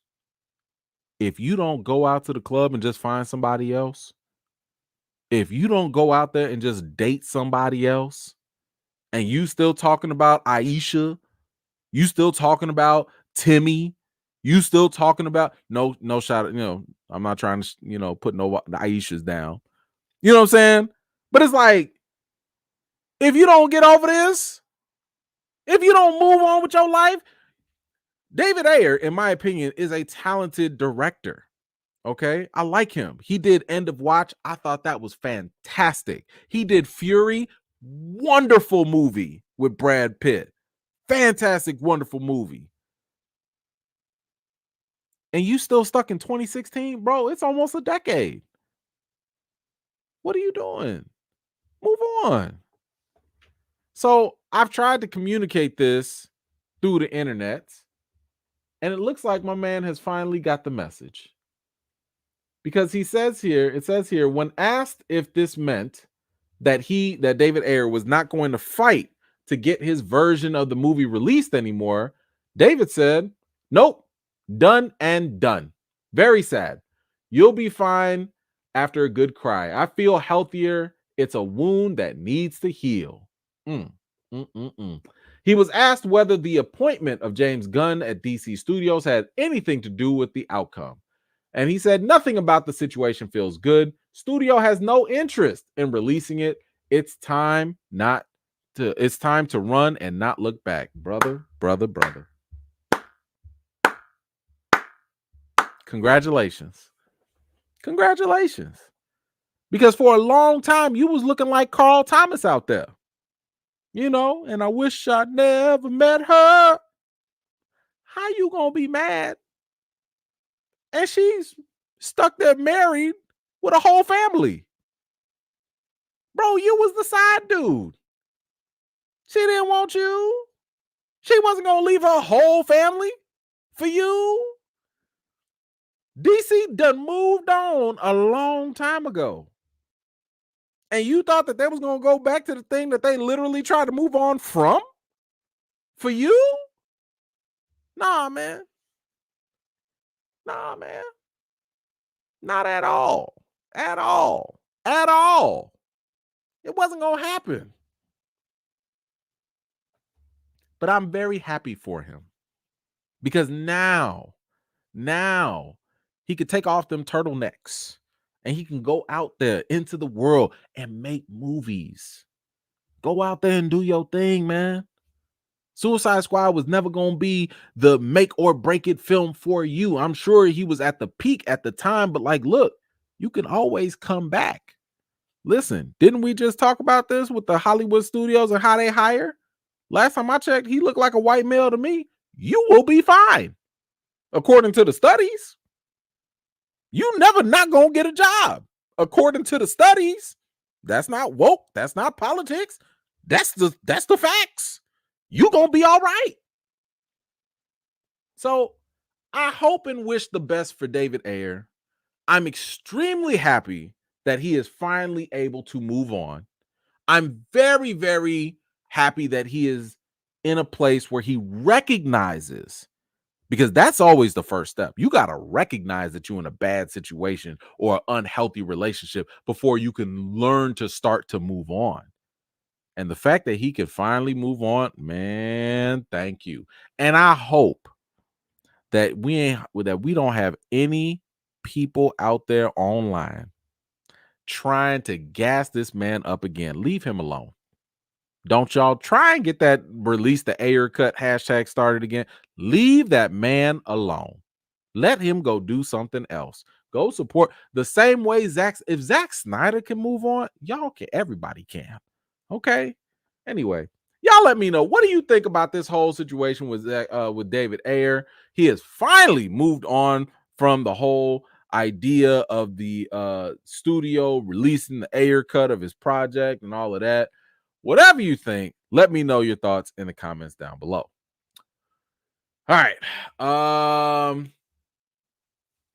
Let's see. Antoine. Oh, thank you so much. First time super chat. Oh man, thank you so much. Long time follower, bro. I've been seeing you all day. Thank you, man. I appreciate you.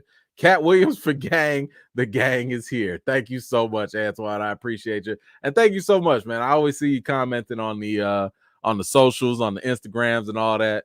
Definitely appreciate you for holding it down. Let's see who else I see. I saw some others here. Let's see.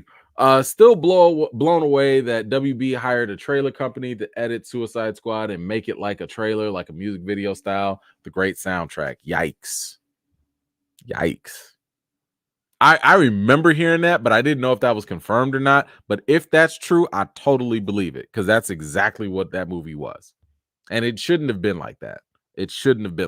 But totally believe it. Thank you so much, Tony. I appreciate it. JN, I'm emotional and I can't let go. Yes, I'm trying to get over you. Sing it again. Listen, let me tell you something. I played Carl Thomas a couple times. Okay, back in the day. Back in the day when that one heartbreak, boy, when that heartbreak, it was him or Donnell Jones. Oh, if they did not stay in rotation during those hard times, make me want to go look for my slow jam CD. Ooh, yeah, I had a whole mix CD, and Carl Thomas and Donnell Jones was on that sucker.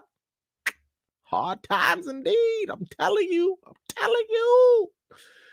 Oh, okay. All right, let's see. What is this here? Just catching up. Antoine, what's up? Just catching up. It's crazy how the recast talk has shifted. Even the ops over at New Rockstars had a change of tone of recast T'Challa in their latest video. Really, y'all know I don't watch. I don't know. Saying the MCU needs a new T'Challa and we shouldn't have to wait till 2030. What?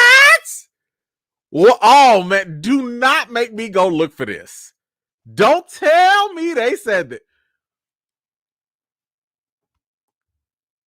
Say it ain't so. Please tell me they did. Tell me they did not say that. I shouldn't get excited. I'm sorry. I got a little.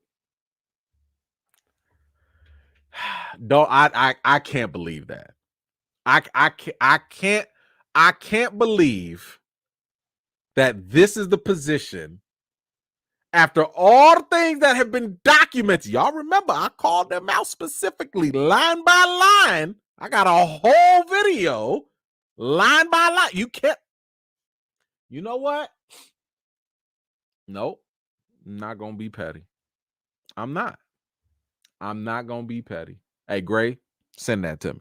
But no, I'm not gonna be I'm not gonna be petty because, you know,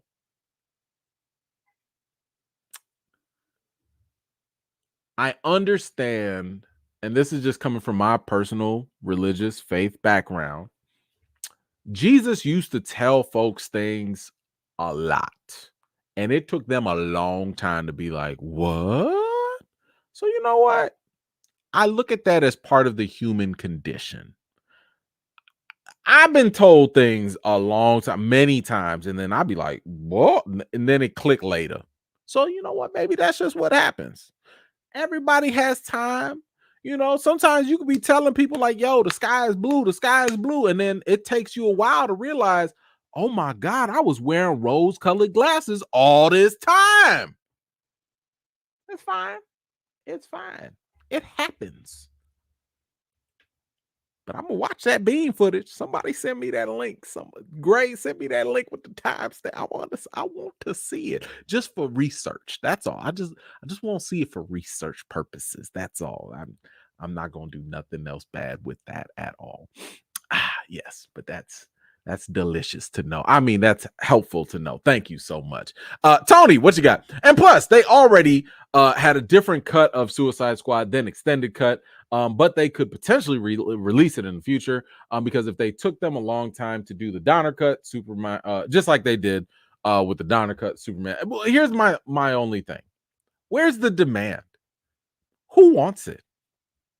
I mean, studios are not just going to sit here and release things for no real reason, right? Like, there has to be some sort of benefit that comes back. So let's put it this way.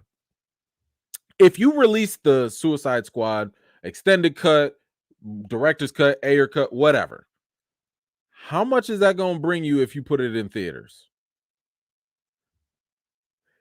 Given the state of comic book movies right now and the false perception of comic book movie, superhero movie fatigue, is this the right time? Is this ever going to be the right time for that? Okay, let's back it up and say, let's put it straight on the streaming. Batgirl couldn't even make it on the streaming, and that tested positively. So again, it's kind of like, are we about to get a whole bunch of subscribers if we release the Suicide Ayercut? Like, if we're doing that Suicide cut, like Squad cut, is that really going to bring subscribers to the platform? I just don't see the benefit. I don't see the benefit at all. So just because a studio can do something doesn't mean that they should do it. That's kind of where it comes in. So, you know, and yeah, like I think more demand is out there for Batgirl than there is for Suicide Squad Ayercut. I think that if you were to ask people, matter of fact, maybe that's a poll I should make. If you could watch one thing or the other, which one would it be? Batgirl or the Ayercut? And I think more people would pick Batgirl. I think. But I could be wrong. I don't know. But thank you so much, Tony. I appreciate you. Torian,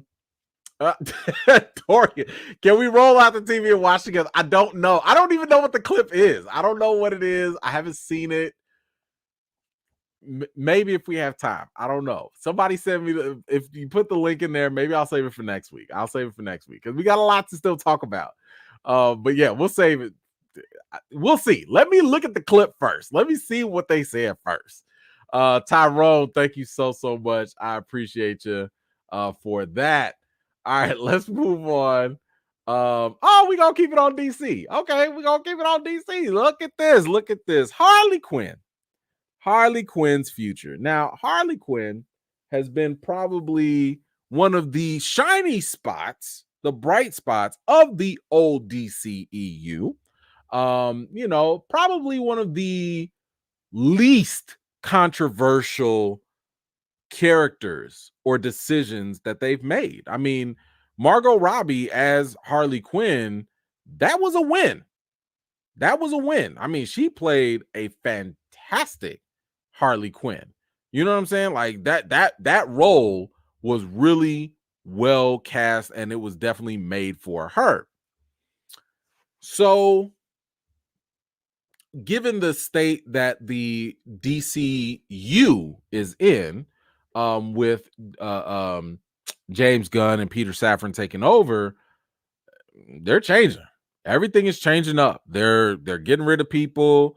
No more Henry Cavill. No more, maybe no more Aquaman. I don't know, or Jason Momoa. But they're doing a hard reboot. Okay, this hard reboot is coming, and that may or may not involve Margot Robbie as Harley Quinn. Now, James Gunn has come out. I didn't pull up the article, but he has come out and said that there are no plans, no talks about Harley Quinn being reprised by Margot Robbie or having Margot come back. But he has said that he would love to work with Margot again, whether it's as Harley Quinn or whether it's another character. It doesn't matter. He would love to just work with her. But specifically regarding Margot coming back as Harley, that's not on the table right now. Not saying it couldn't happen, but right now it's not on the table. So Margot, who in the past, she has, given people, she has said or expressed her thoughts on the character of Harley Quinn in the past. And she was like, yo, I'd love for this character to continue, right? So she expounded on those thoughts a little bit more in an interview. And she basically repeated something that she already said, but here's what she said. I've always wanted Harley to be a character that would get passed on to other actresses to play, the way there are so many iconic male characters. That was always a dream for her. Harley's so fun and can go in so many different directions. You put her in someone else's hands, and it's like, what are they going to do with her? The options are endless.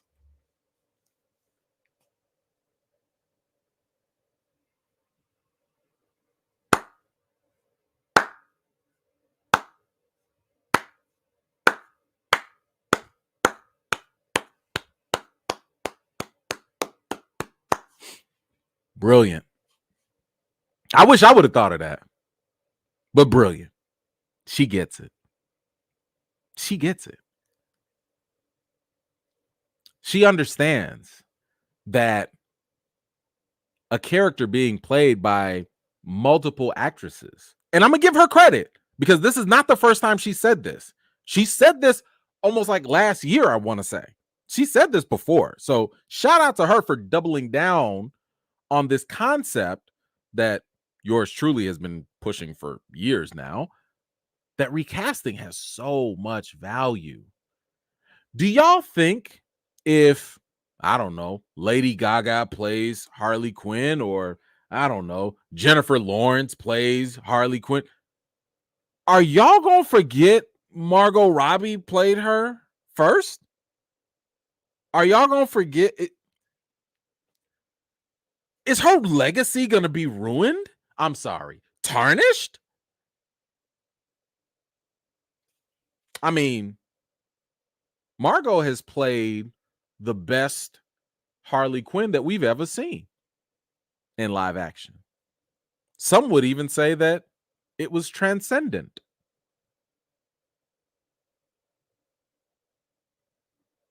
So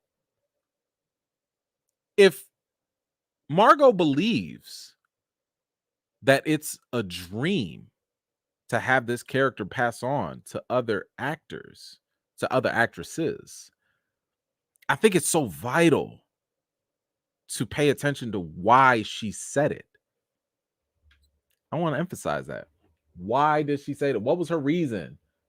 And it wasn't even just anything selfish. What did she say? The way there are so many iconic male characters. Why are those male characters iconic? Why is Superman, Batman, James Bond, Spider-Man, why are they iconic? Because they've been recast. Y'all don't think we've had bad Superman movies? Y'all don't think we've had bad Batman movies? We've had bad James Bond movies. But the power of recasting makes the actors and the characters iconic. And I love the fact that she had this perspective for women.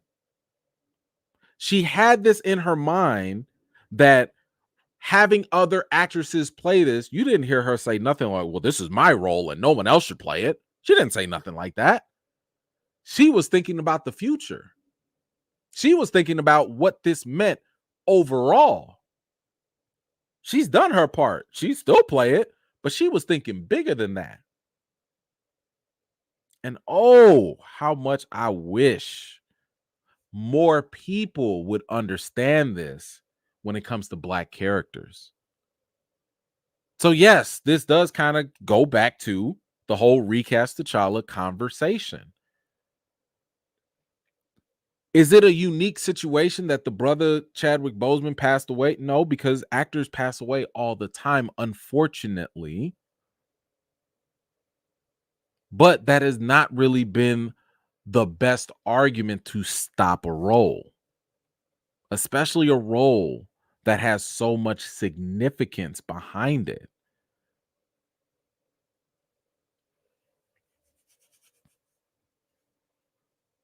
And I've also told y'all that, you know, I'll give you another example. I mean, Shaft has been recast. And imagine if Shaft had just stopped with Richard Roundtree and didn't pick up with Sam Jackson. Well, that's great. We got a crooked cop, you know, who doesn't stick inside the rules or whatever, to be iconic. That's fine, whatever. But the first Black superhero that was created in comics for mainstream to lead comics, to be a king, a non-enslaved, richest man in the world, one of the best fighters in the world, one of the most intelligent people in the world, to have that not continue to entrench itself in the path of becoming iconic, that's a loss. And the reason why I've told y'all this is the case is because Black folks don't have enough iconic characters. So when we do lose people, when situations don't pan out very well, we don't share the same ideology that Margot Robbie has. She's thinking of the future while we were stuck. Well, not we, but a lot of other people were stuck in the right now. Oh my gosh, Chadwick passed. Of course, let's mourn that brother. Yes, let's give him his flowers. But you mean to tell me we can't think of the future? T'Challa Jr. is the future?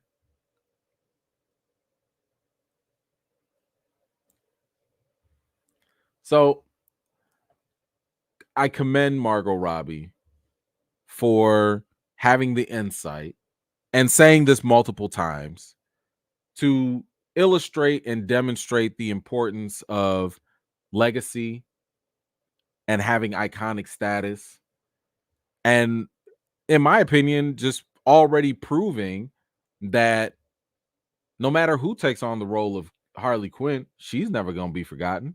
If anything, I told y'all, if the next person sucks at a role, all you going to do is look back at the other ones and be like, man, that last person was great.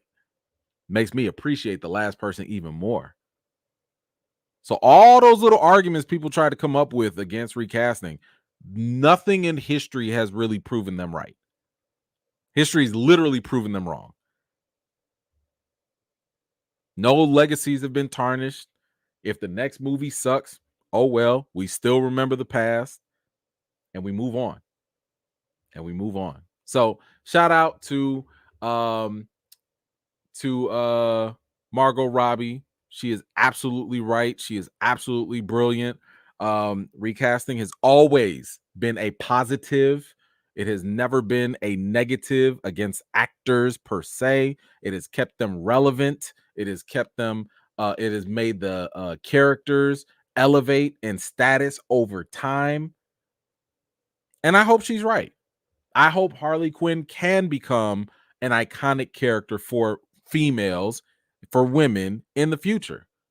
I just also hope that we keep that same energy when it comes to Black characters and the Black actors that play them. I hope we keep that same sentiment. Anyway, guys, what do you think about Margot Robbie's thoughts? What do you think about what she had to say about Harley Quinn continuing for other actresses? Whatever you think, please let me know your thoughts in the comments down below. All right. What you got, Tyrone? Sorry I'm late, but I noticed how the Fantastic Four have been a major priority for Marvel now. Then I hear the push is for Dr. Doom. I think it is a little strange because Kang, despite being a villain, his genius could inspire our youth. Whoa, that took a turn I didn't expect. I don't know how Kang is going to inspire our youth, but I don't know. I think we have to be careful with assigning motive when nothing is official. So what I mean by that is we have not heard very much from Marvel yet. Nothing. We cannot conflate what we hear on the internet streets with what Marvel has officially okayed. Marvel ain't said 2 words on who's going to play Fantastic Four. Marvel has not officially. We've heard rumor after rumor after rumor, but Marvel ain't said nothing. So we have to kind of be careful with saying Marvel wants more of this or Marvel likes that or Marvel hates it. We haven't seen that much officially yet. So I do agree with you, though, that I think Marvel loves the Fantastic Four more than they assume people do. I think that's more of a, because within the company itself, the comics, the Fantastic Four are a big deal. I don't think that's ever translated to the outside world, but like I'm just saying, I don't really see a lot of kids on Halloween dressing up as the Fantastic Four. Might see one out of like 10,000, dressing up as the Thing or something, So I take it to that extent, but I'm still waiting for official stuff to comment on. But I do think that you're right, that Kang is a villain that deserves his time in the sun. And he should be allowed to be a menace. He should. Let's see. Anthony, did you talk about Aldous Hodge saying he supports recasting because it's great for diversity? When I saw Black Adam, I thought he would be perfect for the role. Yes. And I also mentioned how that interview for his quote was in 2011. And people are only talking about it because I think the fandom website or whatever, Fandom Wire, whoever it was, they just recycled it. So it's an old quote. We talked about it years ago. But this is not a new quote from Aldous Hodge. The sentiment and what he said is still true, but it's nothing new. It's nothing new. But thank you so much for that. Let's see, Tyrone. And Doom is still a good character in the comic. Yeah, absolutely. Absolutely. Doom is like, ain't nobody messing with Doom. Doom is that guy. He is that guy. Anthony, I'm kind of glad Black Adam flopped harder than a big bone person swan diving in a pool, because that could mean that he could play the role. Sure. Sure, absolutely. Why they got to be big bone in the pool? Thank you for that, Anthony. I appreciate you. JN Stanley makes it hard on today's studios. He made T'Challa. Jack Kirby made T'Challa, by the way. He refused to create a path for him to be used as a narrative pusher in the future. Yes, I mean, this is one of the reasons why I do kind of lament the fact that Stan kind of passed away. But it is what it is. Things happen the way it did. So, but I totally hear what you're saying. I hear you, Larry. It's about Margot Robbie. I remember Gunn saying that they're keeping what worked, which I thought must meant Margot, Godot, or Godot, Momoa, etc. Momoa worked. Did you see Aquaman too? You sure? I don't know. Did you see Wonder Woman too? Did it? I don't know. Anyway, it's if it's only his character staying, I worry that won't look good for him. So, I mean, I've said this before that any of his characters that didn't have a strong connection to the DCU, I think they were always fair game to stay. Blue Beetle has no real strong connection to to the DCU. So of course, even though he's not a DCU product, he can be in there. But yeah, I mean, all the folks that are like deep into it, Gal Gadot, Henry Cavill, Jason Momoa, I don't think you're gonna get any of that. Now, if it's little side characters, Amanda Waller, for example, whatever, they're not that big of a deal. No one's really gonna people are not gonna freak out if you go to the Marvel side and see J. Jonah Jameson showing up in a Sony and then the MCU movie. But you are gonna freak out if Spider-Man Peter Parker is two different people. That's gonna throw you off. So yeah, when it comes to the big three, I think there are different rules that apply, and I'm okay with it. I'm totally fine with it. But thank you so much. Tony, the only good Fantastic Four movie was the first. Yeah, I mean, I don't know if that's saying much, because what was it? I think there's been like 2 movies and 1 unofficial movie, and that was scary. But yes, I think you're right. Let's see. He even said Cholo might stay as much as I enjoyed BB, Blue Beetle. Didn't that bomb just like Black Adam, Flash, Aquaman 2? I have faith, but I'm also worried, to be honest. Thank you again, Larry. No, so Blue Beetle can stay because Blue Beetle's not really attached to anything. Blue Beetle didn't sit here and put Henry Cavill all in the movie. Blue Beetle didn't sit here and have, Lex Luthor show up and, spit some Jolly Ranchers in people's face. So it's a lot easier to kind of slip that into his universe versus somebody else that's more committed. And the difference between Blue Beetle and their box office numbers versus Flash or Aquaman is the budget. Like, they didn't commit as much into Blue Beetle as they did for Flash and Aquaman. They had more writing on it. So the loss on Flash and Aquaman was far bigger than the loss that they would have had, and Black Adam, than they had with Blue Beetle. And the expectations are very different too. Nobody expected them to be big box office smashes. So that was fine. JN continues. Studios only use black characters to promote narratives, never to empower the black community or debunk all the negative propaganda. I mean, maybe, but I like to stay away from assigning motives only because I thought that Black Panther at least was a very good attempt at breaking some of those trends. It was a big budget movie. They gave it to a black director and they kept that thing as authentic as they could, So could it happen more? Absolutely. I think more trust like that needs to happen. So So I wouldn't say you're completely wrong at all. I think that, overall, you do have some tendencies that do need to be broken in the system for sure. But there are a couple that are trying to break that mold. Just a couple. All right, let's get to the main topic. Woo! Guys, I hope everybody has had a great New Year's.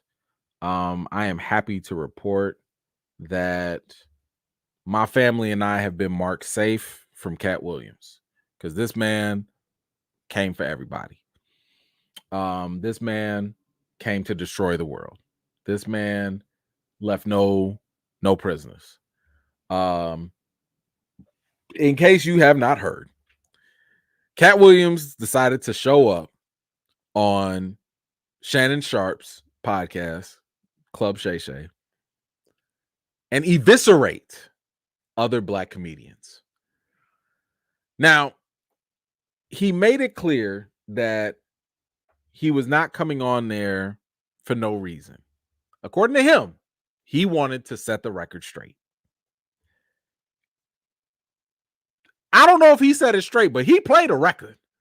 Okay, he played something, and he laid a lot out there. Now, I am letting you know now, I am not going to play the whole interview because it will get flagged and, they'll shut this live down. I'm gonna try and play just some clips, just a little bit, but I'll probably read more stuff again just so it doesn't get shut down midway. This was a doozy. This interview was about 2.5 hours, maybe 3 hours long, and I think by today, within like 24 hours, I think he got up to like 10 million views. And that's just on the main video on one platform. We're not talking about all the videos that my man Shannon Sharp owed Katt Williams you need to slice him off a little bit of that bread. You got to give my man, you got to cut Money Mike a little something off of that. Because, and I'm just looking at this as a YouTuber, he took that one big old video, put it on multiple platforms, and when he put it on multiple platforms, he broke that video up into 20, 30-minute chunks. And then he took those big chunks, put those on multiple platforms, and then took even smaller chunks and put them on reels and shorts and all of that. This man at least made $1 billion. At least. Maybe 2. Off of that interview alone. I remember this is almost like when Baby went on Breakfast Club. Stop playing with my name. Stop, y'all. All 3 of y'all, stop playing with my name. I ain't gonna say it again. Y'all remember that? That thing almost broke the internet. Put some respect on my name. That's what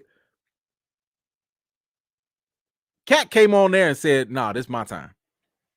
January 2024, this is my month. So, where do we even begin? So Katt came on because he had an issue with a lot of the things that were said by other Black comedians that came onto Shannon Sharp show. And when I tell you he came for everybody, he came for everybody. So let's just go. We're just going to go through some of the highlights. Just the highlights. Because again, it's a long interview. But when I tell you I sat down and watched every second of it, because it's so much gold. It's so much gold. It's so entertaining. All of it was entertaining. But let's kind of go through some of it. And go through some of the victims. I mean, some of the comedians that he went through. And this is what Katt said from the very jump.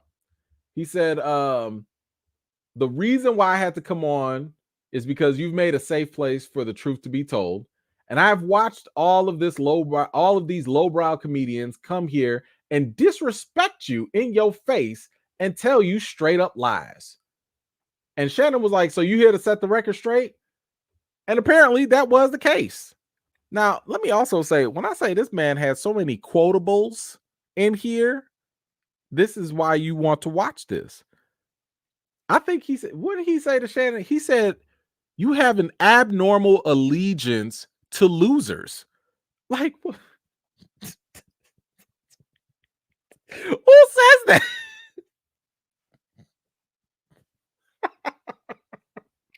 Like, if you don't, this is one of those interviews you should just pay attention to everything, because it's so. I got like at least 4 or 5 lines I'm taking into 2024 straight up that I just added from Katt himself. Okay, just an abnormal allegiance to losers. I love that. I love that. Oh, okay. Let's see. Where do we start? Yeah, do we start with let me see. Do we start with him? No, okay, I'll save him for later. Okay, let's start with Kevin Hart. Let's go with the big guns first. So he starts off with Kevin Hart. Actually, no, I'm gonna play that one. No, we're gonna roll this one out. We could play because am I gonna get no, I don't think I'm gonna get flagged for this. I don't think so. Let's play this one.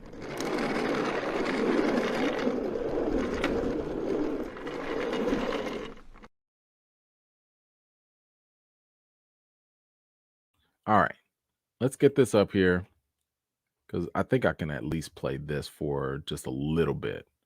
But I wanted us to kind of go over what he said about Kevin Hart, and I'll comment on it. All right, here we go. In 15 years in Hollywood, no one in Hollywood has a memory of going to a sold-out Kevin Hart show, there being a line for him ever getting a standing ovation at any comedy club. He already had his deals when he got here. Have we heard of a comedian that came to L.A. and in his first year in L.A. he had his own sitcom on network television and had his own movie called Soul Plane that he was leading? No, we've never heard of that before that person or since that person. What do you think a plant is? Hold on. All right. Hold on. I'm really trying not to get flagged. So, it's a couple things there. My man said,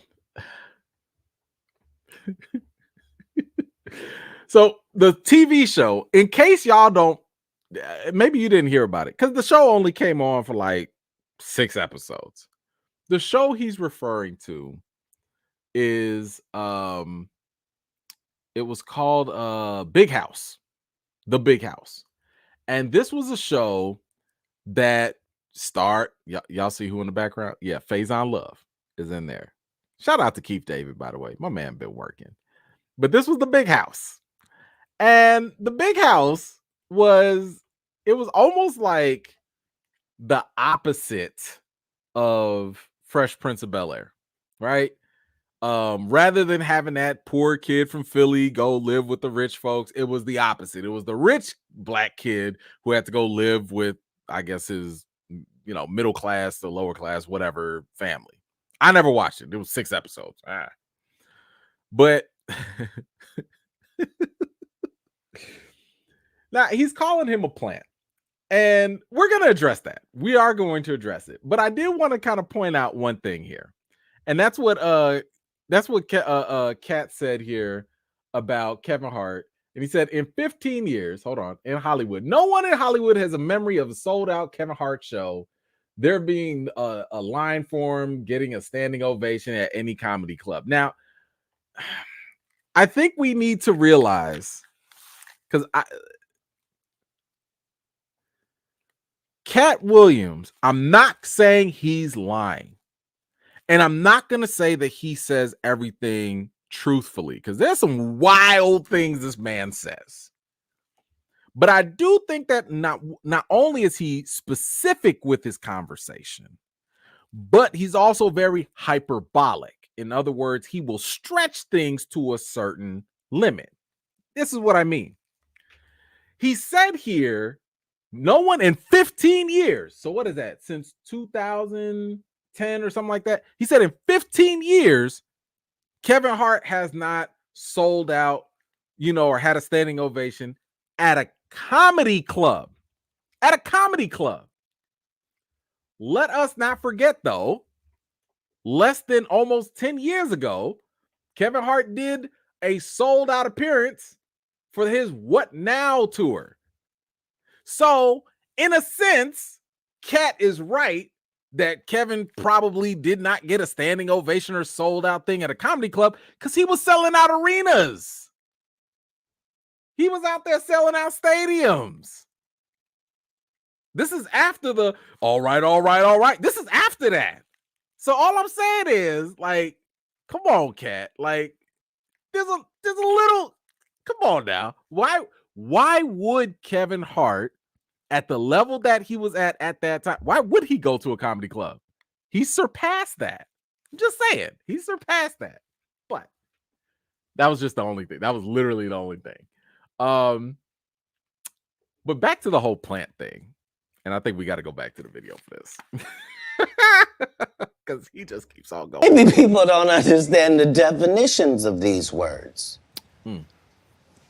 He just did his documentary with Chris Rock where he shows you that his whole upbringing in comedy was on the East Coast. Yeah, it was. So how simultaneously was he here in Los Angeles doing the same thing? It didn't happen.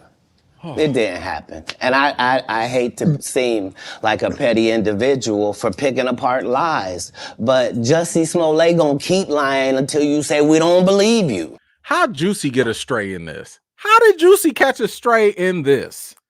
Juicy Smollett is out there in jail just minding his own business, and my man just caught a whole stray for no reason for Kevin Hart. So, all right, now here's the thing. I can't play this because again, they're gonna demonetize it, but I'd encourage you guys, because I wanted to do, listen, the internet has receipts on both sides. Both sides. The internet has been backing up Katt Williams all day, and they've also been backing up, Kevin Hart too.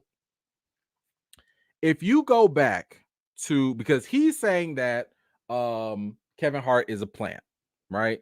And he's also and I'll talk more about that. Actually, you know what? I'm gonna read that because it's gonna give way more context. So let me read what he said. And by the way, there might be some foul language. So kids, go to sleep. Y'all not supposed to be up this late anyway.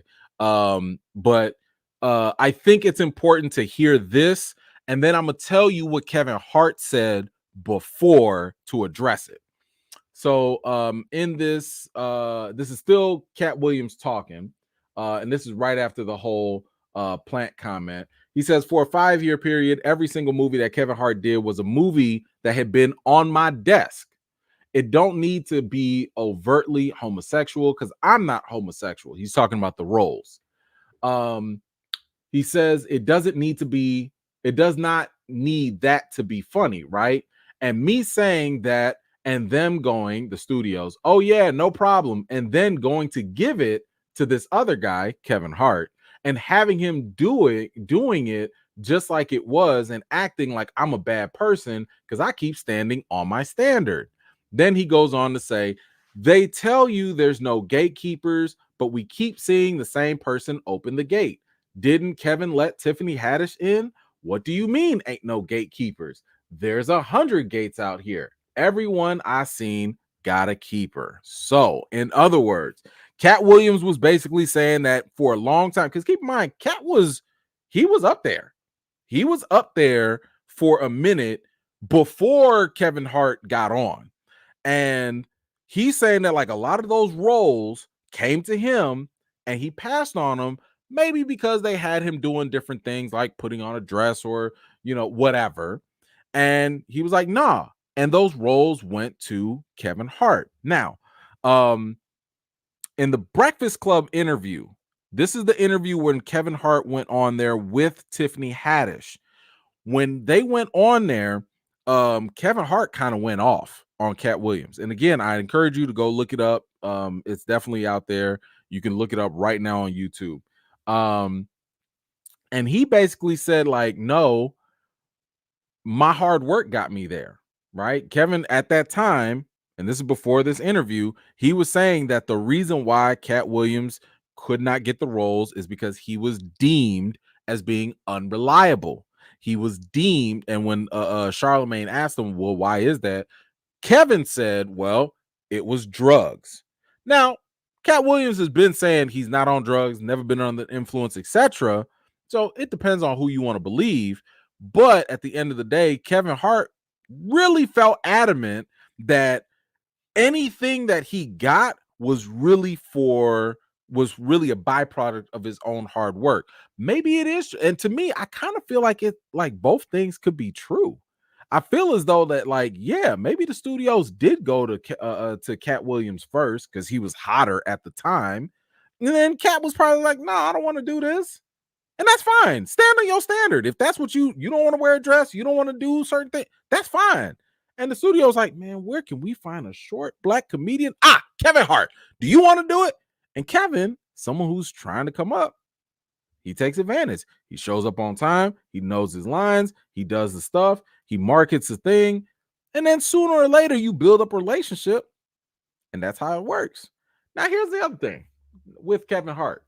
He actually responded to this, to all this controversy or whatever. And I have to say that, like, out of a lot of people that responded to all this stuff, he probably had one of the smartest ones, just one of them. But this is what Kevin Hart ended up saying on his Twitter. Gotta get out that anger. Gotta get that anger up out of your champ. It's honestly sad. In the meantime, please enjoy my movie trailer to my next film, Lift, which will be dropping on Netflix in 8 days. There's a moment in the trailer where Gugu says they really love you. I now know she's talking about Katt. Mark your calendars, world. This one is special. This thing got 1.8 million views. 1.8 million views. Brilliant marketing. Brilliant marketing. Because he addressed it, because it was hot. He put the little keyword in there because he knows people going to look up Katt Williams, Kevin Hart. And he's promoting his movie that's going to bring him money. That's smart business. That's smart business. You know, you address it without really addressing it, and you keep it moving. Cool. All right. So we got one response, but that's like 1 out of like 15 people that got attacked. So next up is Cedric the Entertainer. And he goes in. He says, Cedric's sitting here telling you why he ain't a movie star. He over here looking like a walrus. He can't even get his arms off his stomach. He never wrote anything. He did 4 comedy specials. They're so bad, Shannon, they're not available on Netflix or Tubi. Oh my God.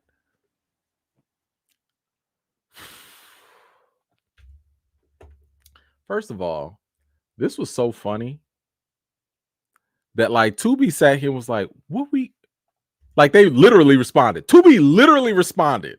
And they was like, sounds like it's just you and me, baby, at Netflix. And Netflix was like, they posted this thing of Nene. It was like, how we get into this? What? How my name get into this? What did we do? Shout out to whoever was running their social media. I love it. I love it. I love it. But the attacks on Cedric, and y'all can do y'all own research. Y'all have probably seen it already. Katt has basically accused him of stealing some of his jokes. And you know, the internet got receipts. The internet pulled up all them jokes. I mean, it's literally all over my timeline because I've been looking for it. But if you look up Cedric the Entertainer and Katt Williams, you will find that side by side. And you can make the decision on your own if those jokes sound mighty similar. Mighty similar. And there was another one. Oh God, what was it? It was some TV show. And Cedric had this joke. What was it? By my Misha or something like that. By my initials. Look up that by my initials joke or whatever. And when I tell you, this man absolutely stole that stuff. At least it looks like it. It appears as though he did. Like, you took the same hook and everything. Designing Women. Thank you. Yes. From the Designing Women. Look up Cedric the Entertainer and then Designing Women episode. You will see it. The internet is dragging Cedric so bad. And Cedric did respond. You know, he said, yo, this is corny. Yo, you know, like, I've been working on these jokes for years. But I'm sorry. The videos are giving a different impression. The videos are giving a different impression. We not in 1990 no more, where it's just one word versus the other. We got evidence. We got the internet. The things you probably could have gotten away with as a comic, you probably could have seen something in a little comedy club and you know, in Mississippi or some small little town or whatever, and then you go to the big city and nobody would ever know. People know now. People know now. You can't hide nothing now. Woo. What else? Who else did we get? Who else is next? Kanye West. Wow. He says here, because Shannon Sharp asked him, like, what do you think about Kanye West? He said, if you say somebody got special needs, then why would you be watching them and holding them accountable like everybody else? Wouldn't you grade them on a curve? He says, no, I don't support or villainize Kanye because I don't understand what it is we want from him. I don't know why we look at a basketball player and say, he didn't score no hockey goals this whole season. He don't play hockey. And this is exactly why I don't pay Kanye no mess. I don't pay him no attention. None. Katt is 100% correct. How many times? Like, and as Katt said, y'all the ones that have been calling him a genius. I've called him a musical genius. But that's it. I don't call him no genius outside of that. Because Kanye be talking straight nonsense. And people be surprised when he says nonsense. My man is not mentally and healthy. He's not mentally fit all the time. So I don't go looking for Kanye for worldly knowledge. Music, sure. Maybe fashion, not so much for me, but I guess for other people, that's about it. You grade Kanye on a curve. On a curve. I'm not looking for Kanye for political decision making. I know that's for sure. He said some things about Harvey Weinstein. What he said, they canceled me for talking about Harvey Weinstein before the thing came out. All right, now, because it's, you know, might be some young audiences. Basically, he said that Harvey offered to do some things to him in front of his staff, and Katt wasn't going. At this point, I don't even know what to believe with anybody in Hollywood. I don't know what to believe, because I believe everybody's capable of a lot of things. So there's that. Now Steve Harvey, he went all the way in on him and Steve. He don't like Steve. He don't like Steve at all. He said, you couldn't be a movie star. There are 30,000 new scripts in Hollywood every year. Not one of them asked for a country bumpkin black dude that can't talk good and look like Mr. Potato Head. Yikes. He said here he stopped stand-up because he got in a comedy battle called the Championship of Stand-Up Comedy with one Katt Williams in Detroit in front of 10,000 people and lost because Katt Williams said he was actually bald and that was a wig. And I went in, and that's why he couldn't do stand-up no more.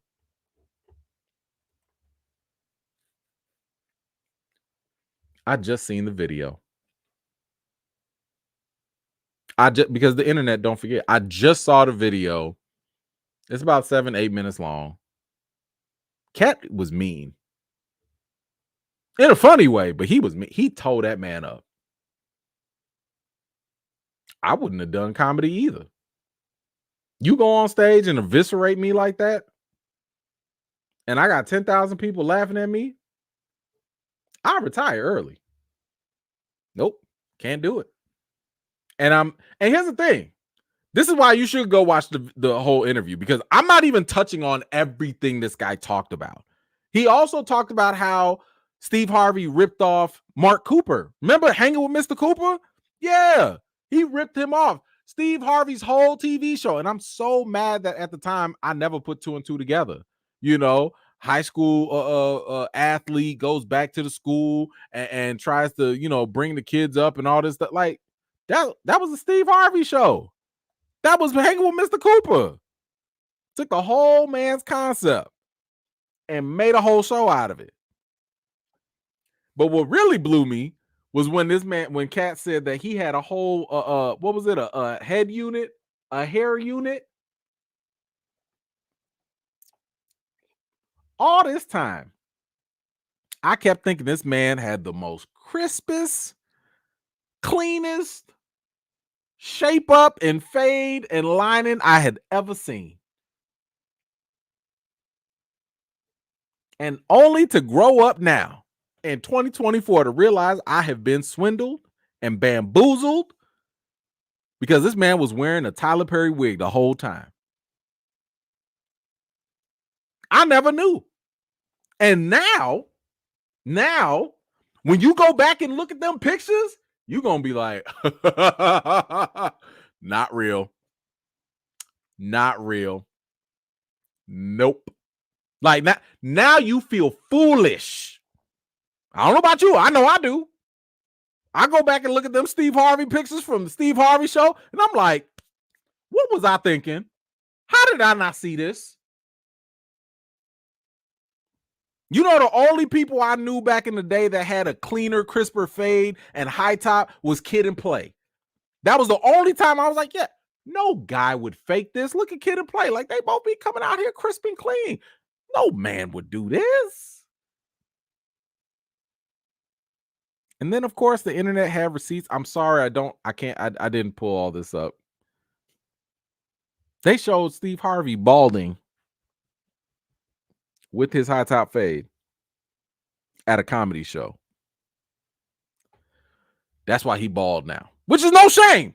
No shame. Listen, don't let nobody fool you. Okay. I'm not here to shame nobody on that. But y'all ain't never gonna see me out here with no wig on. That not unless it's for a practical joke. I will never come out here with some fake hair weave, something. No, thank you. That ain't worth it. Listen, I'm wearing a hat because it's time. You know, y'all see I'm a little rough around the edge. It's time. That's the most y'all gonna see from me.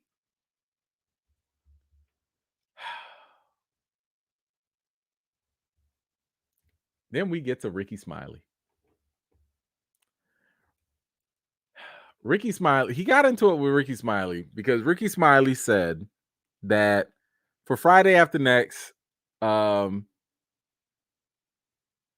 in the Friday movie, he said that Ricky Smiley said that he auditioned to play Money Mike, the pimp.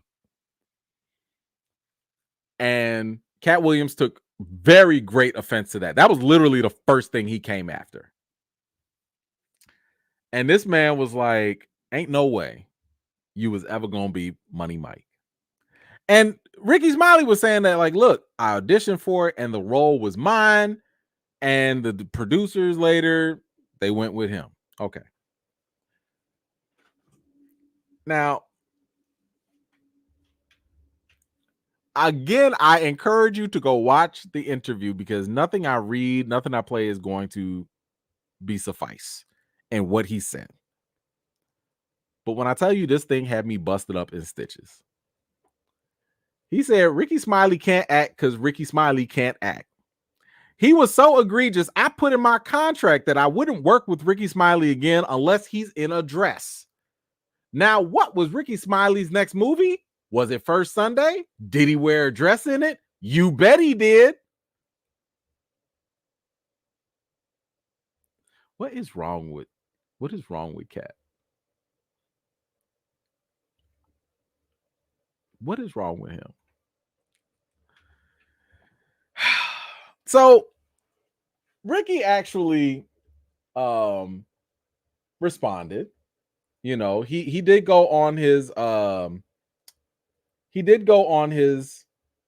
platform to talk about this. And here's the crazy thing, because like at first Ricky was like, oh, you know, I'm gonna respond to Katt Williams. Make sure y'all tune in at 7:00 in the morning. And I'm reading this, and maybe I'm just old, I don't know, but I was like, bro, where am I tuning in? I gotta go to my car to listen on the radio. Where, like, you don't have a live, you ain't got a stream, you ain't got a link. Can I get a link so I can watch this? I'm in the bed. I'm not about to go get up into I only listen to my radio in the car. And I barely listen to that. I'll be listening to podcasts and stuff. What? You ain't got no live stream, something? YouTube channel? Anyway, thankfully he did post it out here after. But just to kind of get, because this is like a 20-minute response. It's a 20-minute response. And what Ricky basically said was, and he had his manager on here to back him up and all that. And he was like, look, they did go out to audition for the role of Money Mike. He auditioned for it. He thought he was going to get it, which, okay, maybe the producers told him that. Maybe the producer was like, oh man, this is you. Oh man, you got it. Oh yeah. We'll call you. You call, don't call us. We'll call you, whatever. And then Katt came in, Katt auditioned and blew them away. Now here's the other thing. Ice Cube just dropped the response, and you can find this on his Twitter page, where he basically confirmed, in my opinion, both sides. He confirmed what Katt said, and he confirmed what Ricky said. And this is where I kind of come to the conclusion that I don't think Katt Williams is lying. I think that Katt Williams is telling just his perspective of the same situation. And the reason why I say that is when you look at every single one of these situations, whether it's Steve Harvey, whether it's Cedric the Entertainer, whether it's Kevin Hart, I have not really seen very many people directly refute what he says. Now, they might disagree, but I haven't heard nobody be like, this is just not true. Right? I mean, even Kevin Hart, when he was just like, he didn't say that the roles never went to Katt or whatever. Like, he just gave his side of it. But nobody is actually out here really calling Katt a straight up liar. It's definitely his side of the truth, but no one is saying this never happened or this. The closest might be Cedric the Entertainer, but the evidence ain't on his side. Cedric tried to say, oh, no, them jokes, I came up with them myself. And bro, but the jokes in the video they not lining up. But everybody else, y'all can say all F Katt, all screw Katt, but y'all not saying the man lying. So anyway, in regards to the whole dressing up thing with Ricky Smiley, this is what I found funny. Because Ricky goes on and he talks about it. And one thing that he said was like, it was never in my contract or anything that I had to dress up, to be in a movie with Katt Williams or nothing. The director came to me.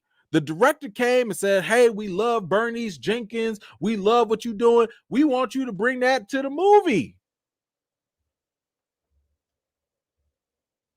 But do you notice what just happened there? Do you notice what just happened? Katt never said that it had to be in Ricky's contract. Katt said it was in his contract.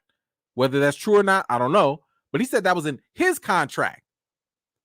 So if it was in Katt's contract, let's just say it was true. Let's say it was true. Do you really think the director or producer will say, excuse me, Ricky, your fellow coworker over there said that if you don't wear a dress, you can't be in this movie? You think that they would sell it to him like that? The producers or directors going to be like, hey, man, did you see what Katt just put in his contract for Ricky? But we don't want to lose Ricky. We like Ricky. How are we going to make this work? all right, you know what? Let's probably just go tell him that we really like Bernice and make him think it's his idea. Like they're not going to approach Ricky like that. So I'm not surprised if Ricky doesn't know what's in Katt's contract or not. I'm also not surprised that the producers wouldn't go up to him with that proposal. So once again, it's very possible Katt is telling the truth here.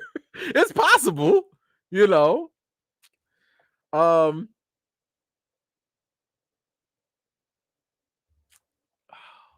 Jesus, this whole thing.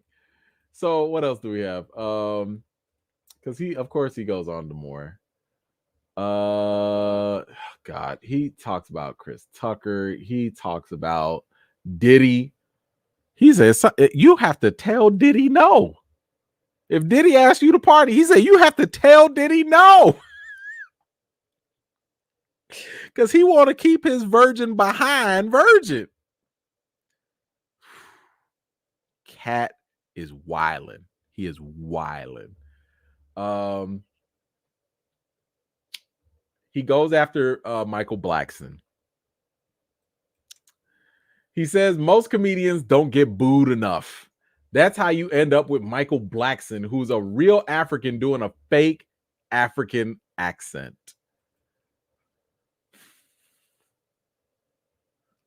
So y'all know Michael Blackson, you know, Marasaka, all of that stuff, right? Katt said that he tried to help this man. He was like, why are you walking around with a dingy dashiki? You talking about you the king of Africa. Dress up like that and go build a school. Michael Blackson went and built the school. But now he mad because Michael Blackson responded. Okay, he responded and said this. Katt Williams is a very smart midget nigga. He took shots at the top 10 comedians alive today so we can all respond and make him relevant again. Wait, did I read that right? Hold on. Wait, what? He took shots at the top 10 comedians alive today so we can all respond and make him relevant again. We?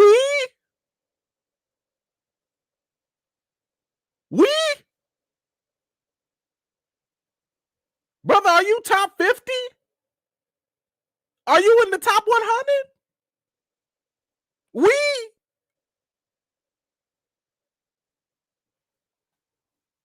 How many of y'all went to a Michael Blackson concert recently? And that's just pure curiosity. Not even trying to be mean. I'm just wondering, 10 years? 15? Have y'all been to a Michael Blackson concert? Comedy special, something. I mean, literally within the last couple years, I went to a Kevin Hart show. I went to Deion Cole. Shout out to Chicago, Deion Cole. I went to Dave Chappelle, Kevin Hart, Deion Cole. Anybody been to a Michael Blackson? You know, the last time I remember seeing, and I went to a Michael Blackson concert. It was in college. This was in the early 2000s when he came to my college, and the tickets were $5 to $10.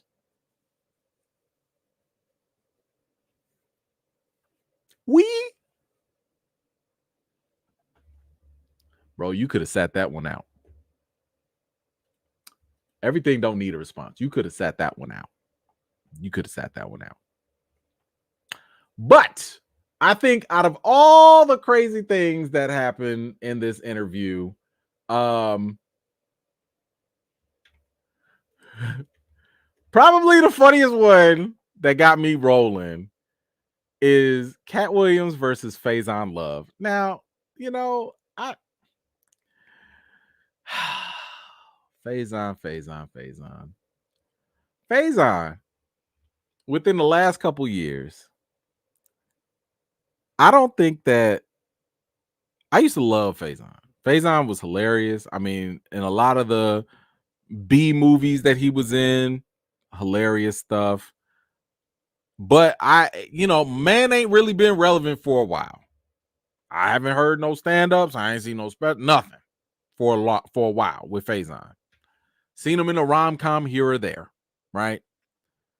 And I remember Faison made this one comment this one time. I think it was on Vlad TV or something. And my man was like, Dave Chappelle is not funny. And I was like, bro, you lost me. You lost me. He said Dave Chappelle, who's literally in the top 5. You could call that all time. You could say it today, whatever. Dave Chappelle is up there. And his record shows it. And this man said Dave Chappelle was not funny and that he was not relevant.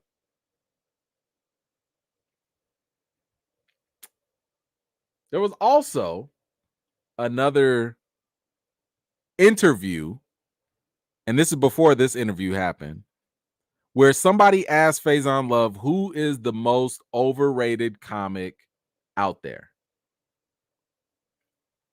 And this man said with no hesitation, Katt Williams. No hesitation. Said Katt Williams is the most overrated. Yeah, here it is. And what he said here was that Katt was all mouth and no product. And he says, where is he great at? Greatness is consistent. He said Katt ain't have no sold out nothing. He said ever since Pimp Chronicles, Katt ain't do nothing. And I think that was part of the reason that prompted Katt to say this. On Faison Love, he says, I only put on comedians that are funnier than me.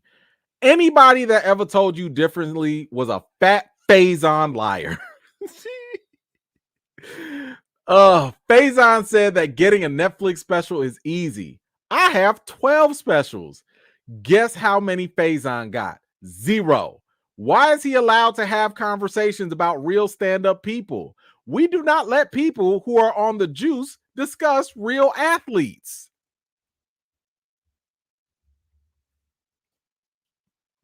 As we have established earlier, fat Faison lie is officially needed. It needs to be added to the Urban Dictionary. I would say that the definition is an untruth that is so preposterous it does not even warrant consideration. Urban Dictionary, feel free to quote that. A whole fat Faison liar. Yikes. So, the whole Katt Williams thing is funny as ever to me. I think that I hope that he has a special coming up. I hope that he finds a way to ride this momentum, because I promise you, if this man said next week that he had a Netflix special coming out or that he was announcing a tour, I promise you it would sell out immediately. Now, I know Katt doesn't need the money and he's fine financially, but bro, you gonna fumble this bag if you don't have an emergency tour, emergency special within the month announced. Because this is your time. This is your time right now, Katt Williams. Brother, I'm saying this because I'll pay. I'll come to the show. I come to Chicago. I will pay. I'm going to bring my lady too, because this is excellent marketing. Welcome back, Katt Williams, to the spotlight. I'm glad it's not for the nonsense, like, because he had some other scary. Y'all remember when he got beat up by that 12-year-old kid? Like, listen, we still remember. Now, I also told y'all, Katt was out here wilding in these streets, in this interview, talking about my man. He was reading 3,000 books and. All right, man. Like, just say you like to read. Just say you like to read. Just say that you were smart as a kid. Man, he was accepted at college at 7 years old. I'm not going to say he lying, but I'm going to say bruh. I'm going to say bruh. Okay? I'm not going to say you lying, but bruh. Come on now. Woo! Anyway, guys, what do y'all think about this whole Katt Williams interview? Did you watch it? Have you still not seen it? Do you plan on watching it? What did you think about it? What were your favorite moments in the interview? Whatever you think, please let me know your thoughts in the comments down below. Oh, Lord, y'all got so many. Okay, let's go through them. All right, what do we have here? Matthew, Katt Williams, Thanos slap people. Listen, snap your fingers, do your step. We can do it all by ourselves. Listen, that's all this man did. Okay, thank you so much, Matthew. I appreciate you. Let's see, Tony, what you got? Funny story. When I saw Fantastic Four in the theater, halfway through, two people got into a fight, and I had to be escorted out of the theater. And then when the film ended, people were booing and throwing popcorn at the screen. If you're talking about the last Fantastic Four, the one that was terrible with Michael B. Jordan, I went to a screening and very similar things happened. Like, we got up and everybody was quiet and was like, boo! So yes, that was a mess. I totally believe you. That was a mess. So I'm with you on that. Thank you so much for sharing, and thank you for that support. Didier, what you got? Maybe Katt should play Kang. Might as well, because he a whole menace to all the timelines, apparently. He out there going for everybody at all times. Don't matter when it was, how it was, he doing it all. Thank you so much, man. I appreciate you. Kiki coming through. A pimp named Slickback showed up and not Katt. Yes. That pimp named Slickback came back and backslapped everybody. And I still have yet to see anyone do anything. Oh, no, I missed one. I missed Ludacris. Dang. There's so much stuff. See, I told you there was so much stuff that he talked about. He got on this man, Ludacris, and sat here and told this man that, what was it, that they went to that Illuminati meeting or whatever, and only one of them got offered a deal. And then he said that, like, see, now, okay, no, hold on, because I do need to talk about this. I'm gonna add this to the clip. Katt Williams sat here and talked about Ludacris and told Ludacris and said that him and Ludacris, they were kind of equal at the time. And while they're both being equal, they went to some Illuminati meeting, party, whatever that means. And that apparently the offer was made that only one of them can have the sideburns and pointy stuff or whatever. Okay, whatever. But like, one of them would get $200 million if they do 20 movies, and the other one ended up being Katt Williams, basically. And the prize was to get like a what do you say, a funny face, light-skinned girl. And he said that applies not just to Ludacris, but it applies to like 7 different people. And y'all know the internet is ruthless, because they pulled up Kevin Hart's wife, they pulled up Michael Blackston's, they pulled up who else? Steve Harvey's wife. They pulled up every black comedian this man named. I don't agree that they got funny faces, but they all light. They all light-skinned, okay? And he, according to Katt Williams, he said that's part of the deal that they give you. Now, here's the thing. You've seen how other people have responded and all of that. Luda actually responded. Okay, now I want y'all to listen to this. We're gonna listen to Luda's rap real quick.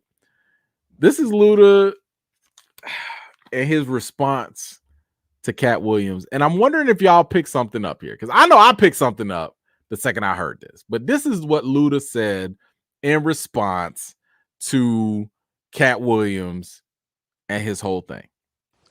Whatever's heavy on my heart is always on my mind. Like Snoop's cannabis shredder, I'm always on my grind. They throwing shade cause niggas could never take my shine. I bring my watch collection on my jet, let me take my time. Like fine wine, I'm aging like Benjamin. Top 5, I'm worth mentioning. Bring me rappers, I'm lynching them. See the pendulum swing, Jesus with diamond thorns. Ludacris, swaddled in Gucci linens when I was born. Never been Illuminati. only Illuminati, and I only left with bitches when coming from any party. Now I'm married with kids, the evolution of life. Never been a clout chaser, never say shit for likes. R.I.P. John Singleton. You never have to flex when you earn every one of your Fast and Furious checks. Afro with the sideburns. Yeah, that's my signature. Addictions on the rise. Comedians check your temperature.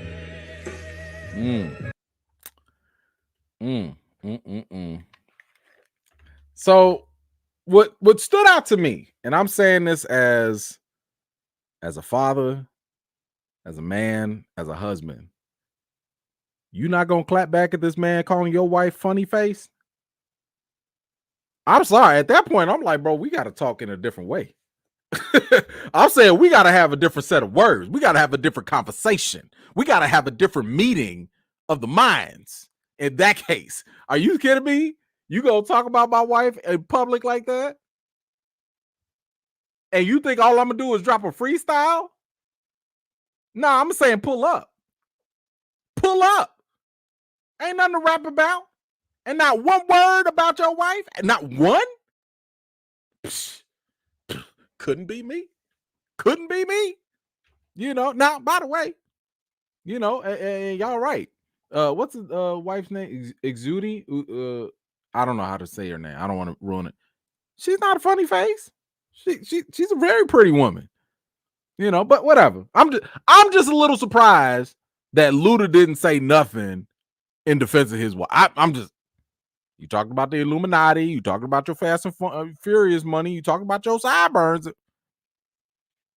Just saying. Anywho, Aisha stopped. She said she probably agrees with that part, though. Let's get back. Okay, let's get back. Reagan, what you got? Some of what Cap said probably was true, but some was definitely Cap. Dude said he read 3,000 books from age 8 to 12, and that he can run a 4:16:40 dash out of here. Yeah, I know. Not. I think he said that he read that in 1 year. That he read the 3,000 books in 1 year, and I think he was 7 or something like that. Like, bro, come on, man. Like, bro, come on. Where the library at? Come on? Just I need, you know, show me that library card. I'm just saying, where, how, where, who? Anthony, I trolled my dad, who is a Cowboys fan, when they choke. I'm gonna say you have an abnormal allegiance to losers, and it doesn't suit you. That is abnormal. You know what? I can't talk. I'm a Bears fan, so you know I can't talk. I mean, we getting better, but I'm not mad at that. I'm also not mad at that. Thank you so much. Let's see, Matthew, Man Unit. Yes, Steve Harvey, Man Unit. That. Wow. Let's see. The Harvey beard was fake too. Wow, he had a beard? Did he have a beard? I don't even remember him with a beard. Oh man. Oh, now I gotta go look that up too. He had a beard? Or you talk? Did he have a goat? Did he have a goatee? Was it?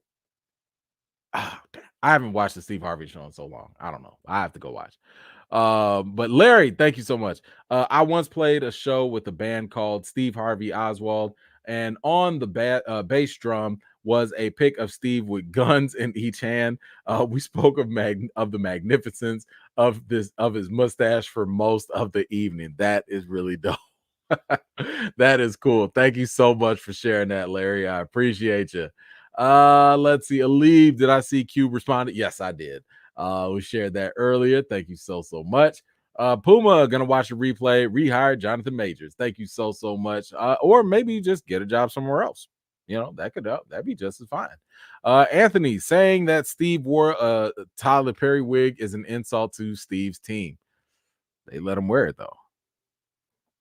I mean, they let him wear it. So, sorry. Not sorry. House of Boom. All these comedians owe Katt a check. Listen, if you're not a comedian, that's why I said Kevin Hart's response was probably one of the best ones out of all of these. You know, now Ricky Smiley, his response was kind of like, man, no ill will. I love Kevin Hart. You know, I love Katt Williams, and you know, I wish him the best. And all. That was cool. He took the high road, and that's fine. I respect that too. But Kevin Hart was just like, man, response, promo.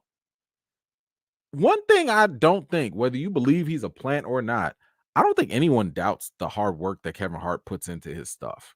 Like Kevin Hart is a very hard worker, and the things that he's done with his brand to elevate to the position he's in, that is not something I see everybody do. So he definitely owes him a little something, but my man took advantage, and anybody would be foolish not to take advantage, because right now, the way social media got a short attention span, this is the time. You got to hit that iron while it's hot right now. AJ, he actually has a tour going on, if I'm not mistaken, and has a special on Netflix coming. If that is true, if I'm Netflix, I'm paying Shannon Sharp to use some of these clips, and I'm trying to promote this immediately, because you gonna break numbers. You gonna break some numbers, absolutely, if that is the case. Thank you so much, AJ. Tony, what you got? Why can't we get a sequel to Alien Covenant? I want to see the end of David's story, and both movies are great. And wouldn't Scott have the power to go to the studio and greenlit it just with his success? Personally, I would love that, but I don't think Alien Covenant was well received. I don't know how much it made, but I know a lot of people didn't really care for it. I did. I like Prometheus and I like Covenant because I really like the story, and I want to see the end of David's story too. But for whatever reason, not so much. Now we are getting, what is that? Alien, whatever. It's like some new one from Fede Alvarez. So maybe it picks up in that. Maybe. I don't really know. But we'll have to wait and see. You know, maybe they need to kind of jumpstart the interest in the Alien franchise, and then maybe they'll piggyback off of David and his story there. But we'll have to wait and see. But I'm a fan too. I'm just like you. Like I want to see the end of his story too. JN, that's a Luda song. Couldn't be me. Nah, not me. Listen, right? Because yeah, that you're not gonna do that. And then we go in the same places. Nah, man. Nah. Nick, how do you feel about Shannon's interview skills? You know what? Somebody, I was just having this conversation with somebody, some of my coworkers actually, and we were talking about, I saw people saying online that his interview skills need to get better, and I was like, look at what he produced. Look at what happened. What ended up happening was this man had like 19 million views on a 2.5 hour video or something. He's making millions of dollars. So I think his interview skills are just fine. Now the thing is, what I respect about Shannon's interview skills are, for one, he will do a lot of research, right? And that's usually very key and fundamental to having a very good interview. You don't want to go in there, ask stereotypical questions. Why did you get into comedy? You want to ask things that are relevant or whatever. And one of the skills in being a good interviewer is learning how not to just read the room, but you have to read the talent. You have to go with the flow.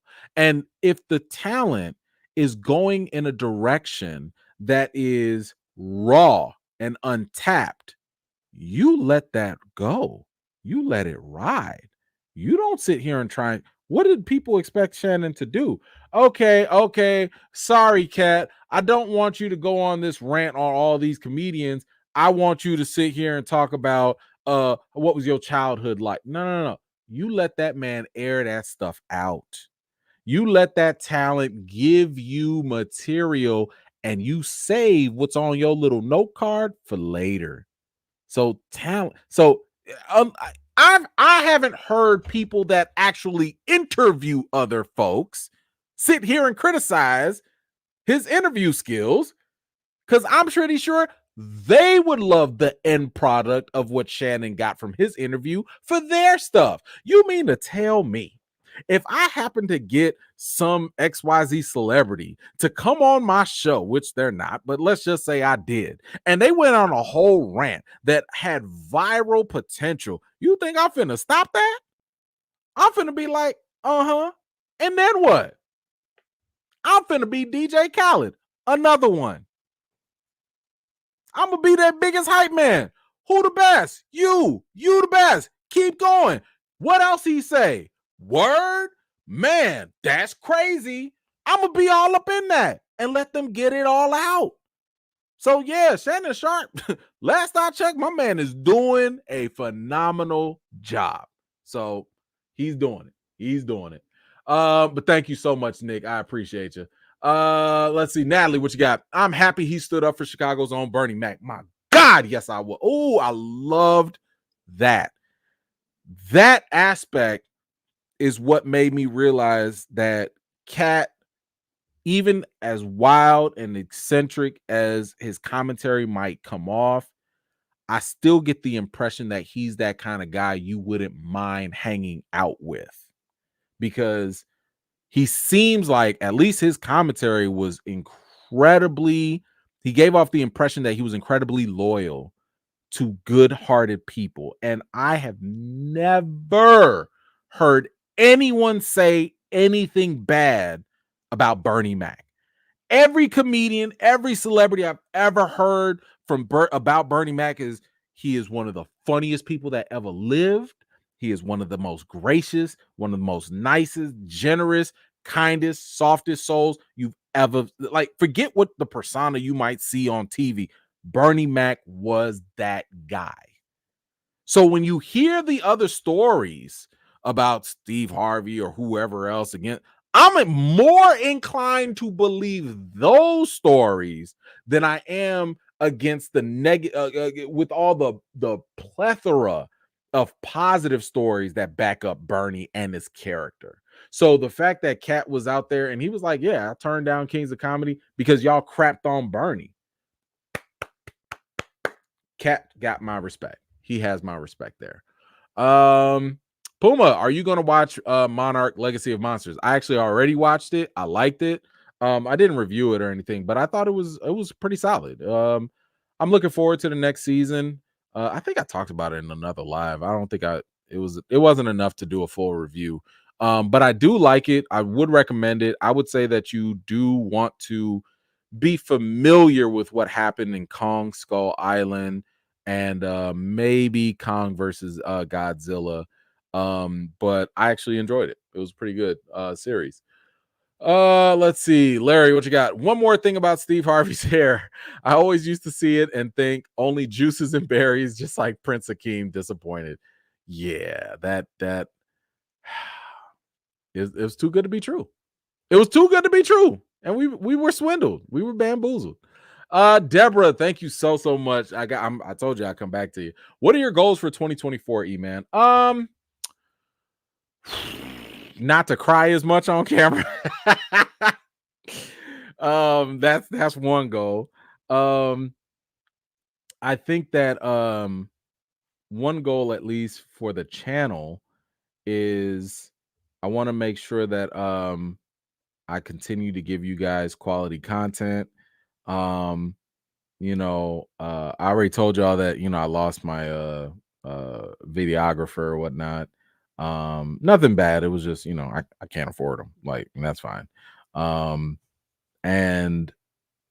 I want to make sure I get you guys more, like, I want to get my replay clips out quicker. I want to I'm working on the side to try to get more opportunities, more interviews, because that's not easy. That takes a lot of relationship building. That takes a lot of side work. Like, I have to write articles. I have to write up stuff. It's not just making videos. I got to go network. Sometimes, and this is why a lot of the contributions and support you guys give, I don't go splurging. Like, I literally, whatever you guys donate, I immediately invest right back into all of this. So you know, when y'all donate, y'all really helping a brother go buy, you know, a suit so that I can go to a business meeting so that I can try to get more opportunities, literally to get y'all more content. You know what I'm saying? So it's like it's always full circle one way or another.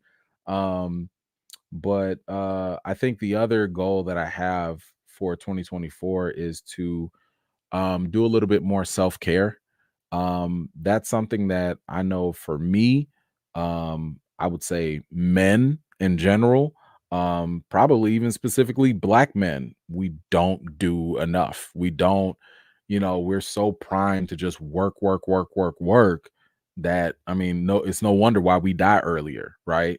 And I need to take more time for myself. So that, I mean, this is why I started playing the PS5, because I need something to tune out. I need to take my wife out on vacations. I need to, as a matter of fact, we got a date night tomorrow. I need to do non-work related things so that way I'm not stuck in this grind because I stopped taking care of myself. You know what I'm saying? Like I don't eat on time. I don't work out as much. I don't get as much sleep. And that's not good. It's not good. It takes a toll. You know, I don't have the energy to go play with my kids and my dog and stuff like that. So self-care is probably the biggest thing. But yeah, I think those are my 2024 goals. You know, for the most part, in a nutshell. You know, and I mean, I would say the whole workout, eat better thing, but you know, who doesn't? You know, who doesn't want to include that in their goals, right? But thank you so much, Deborah. I really, really appreciate you. You've been here for the longest too, supporting. So shout out to you. Let's see who else we got. Tony, thoughts on Carrie original and the remake? You know, I think I liked the remake, but I was never really a Carrie fan. Like before the remake came out, I did watch the original just so I could see the comparison or whatever. And I didn't feel very much about either one. I was just kind of like, meh, you know, and maybe it's because I'm just spoiled as a horror fan, you know, watching so many horror movies. How the hell did we get to 3 hours? Damn. Okay. Sorry. Anyway. Maybe it's just because I'm spoiled with horror movies, but I just this was not supposed to be a long live. This was supposed to be just an hour and a half. Anyway, yeah, I think I'm just spoiled. So like for the Carrie movies, I never really cared. Like Carrie never scared me. I'm like, why y'all making fun of the little scary? Didn't I tell y'all the scariest people in movies? Old white ladies and little white kids. They always, I'm like, why y'all messing with this little white girl? Leave her alone. Listen, I would have been Carrie's friend. I would have been the one taking her to the dance. If you know, whatever. If they played a joke on her, I would have been fighting folks, you know, and I would have hoped that she would give a brother a heads up, and I would have been out that door while everybody else, well, sorry, that would have been me. But so I could never really relate with Carrie. I could never really, you know, get into the whole thing. Like Freddy Krueger was my scary villain, you know. I don't know. Anyway, but thank you so much for that. Let's see what else we got. Tony again. What was the deal with very unpopular trend in Hollywood, whitewashing? Just with the last Airbender, Ghost in the Shell, Gods of Egypt, and many others. Do you think it has changed? So, yeah, so it wasn't unpopular because that's been happening way before then. And notice what you're talking about. Like you said this around 2015, 2016, 2017. This was a byproduct of studios that are run by old white guys that don't have that perspective to realize, hey, rather than putting white characters in ethnically different, you know, roles, you could just hire different actors that match the ethnicity. You could, but they didn't want to. And this is right around the time that Oscars So White started to pick up steam. So remember when Oscars So White happened, that picked up traction and it forced people to put an eye on the studios and be like, wow. So not only do you guys bypass minorities and stuff like that when it comes to these awards, but that's because you're not even hiring them. You're literally whitewashing these roles, and then you're rewarding the people that don't look like them. You know what I'm saying? So it was all systemic. It was all systemic, and it all trickled down. And a lot of times you'll see these things in bunches because that's what was in at the time, you know. So but I mean, I'm pretty sure you can go back even further than that and find those same issues plaguing Hollywood, because that ain't nothing new. Whitewashing in Hollywood is as old as dirt. Like, I mean, literally. So, but thank you so much, Tony. Matthew, what you got? Kat and Sam said Steve tried to sabotage Bernie. Yeah, I've heard that. Yeah.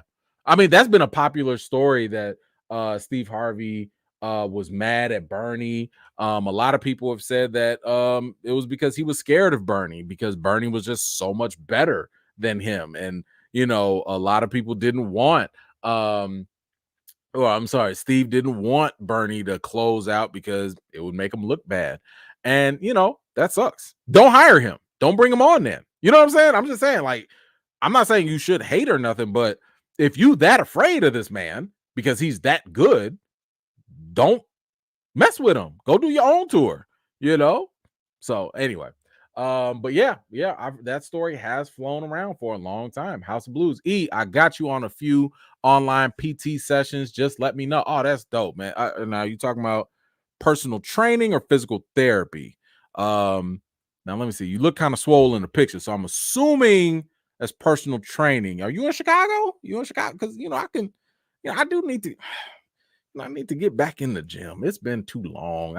Let me warm up first. Let me get a couple sessions in first, so before I can start doing the sessions all over again. That's when I go into overdrive. But I appreciate the sentiment. I really do. And I might take you up on that. I might hit you up, bro.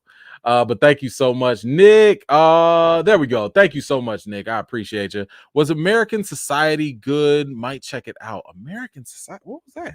Hold on. Society. What is that? What are you talking about? Is that a film, TV show? Are you talking about the Magical Negroes thing? Is that what you're talking about? Because if it is that, I have not seen that yet. I'm trying to see if you. Oh, American Fiction? Are you talking about American Fiction? Oh, yes. Okay. Yes, American Fiction is good. I gave some thoughts on it on my best movies of 2023. So I just posted that replay clip. It made one of my best. It was one of the best movies I've seen in 2023. So yes, American Fiction is very, very good. Highly recommended. I had a great time with it. So yes, go ahead and check that out if you haven't already. I also saw earlier somebody asked if I have seen Book of Clarence. I have seen it. I just can't talk about it yet.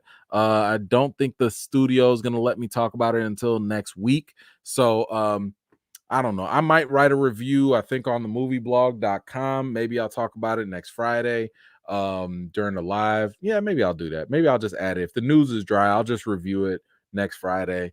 But yes, I have seen it, but I just can't talk about it because of the review embargo. All right, guys, that is all we have for today, guys. Thank you so much for being a huge blessing in my life on this channel. I cannot express to you guys how much you guys mean to me in terms of the support and the love. Let me give some love right back to Eric. Thank you so much for the $10 Cash App. Really appreciate y'all. Gray, I'm gonna check the messages for the link. I gotta see this for myself. I gotta go see that video. It's like, I don't know. Should I thank y'all for the tears? And I'm pretty sure the missus gonna make fun of me, like, oh, they had you sobbing today, huh? Go to sleep. Leave me alone. But anyway, guys, I appreciate y'all so much. You guys are the best. Don't let nobody tell you no different. I will see you guys next week, same time, same place. Do you know what to do? Oh, snaps. Oh my God. Come on now. Oh, Charlissa, thank you so much for the last five. Come on now. I was trying to make it out of here. Like fine. I was trying to be fine. $50 Cash App. I came in late, but I made the live self-care 2024. Thank you so much. Thank you. Like, let me get out of here before I start crying in my sleep. Y'all, appreciate y'all. Please have a wonderful, safe weekend. Okay, let me get out of here. Wash your hands, butts, everything in between. You know the routine. I'll see y'all later. Peace.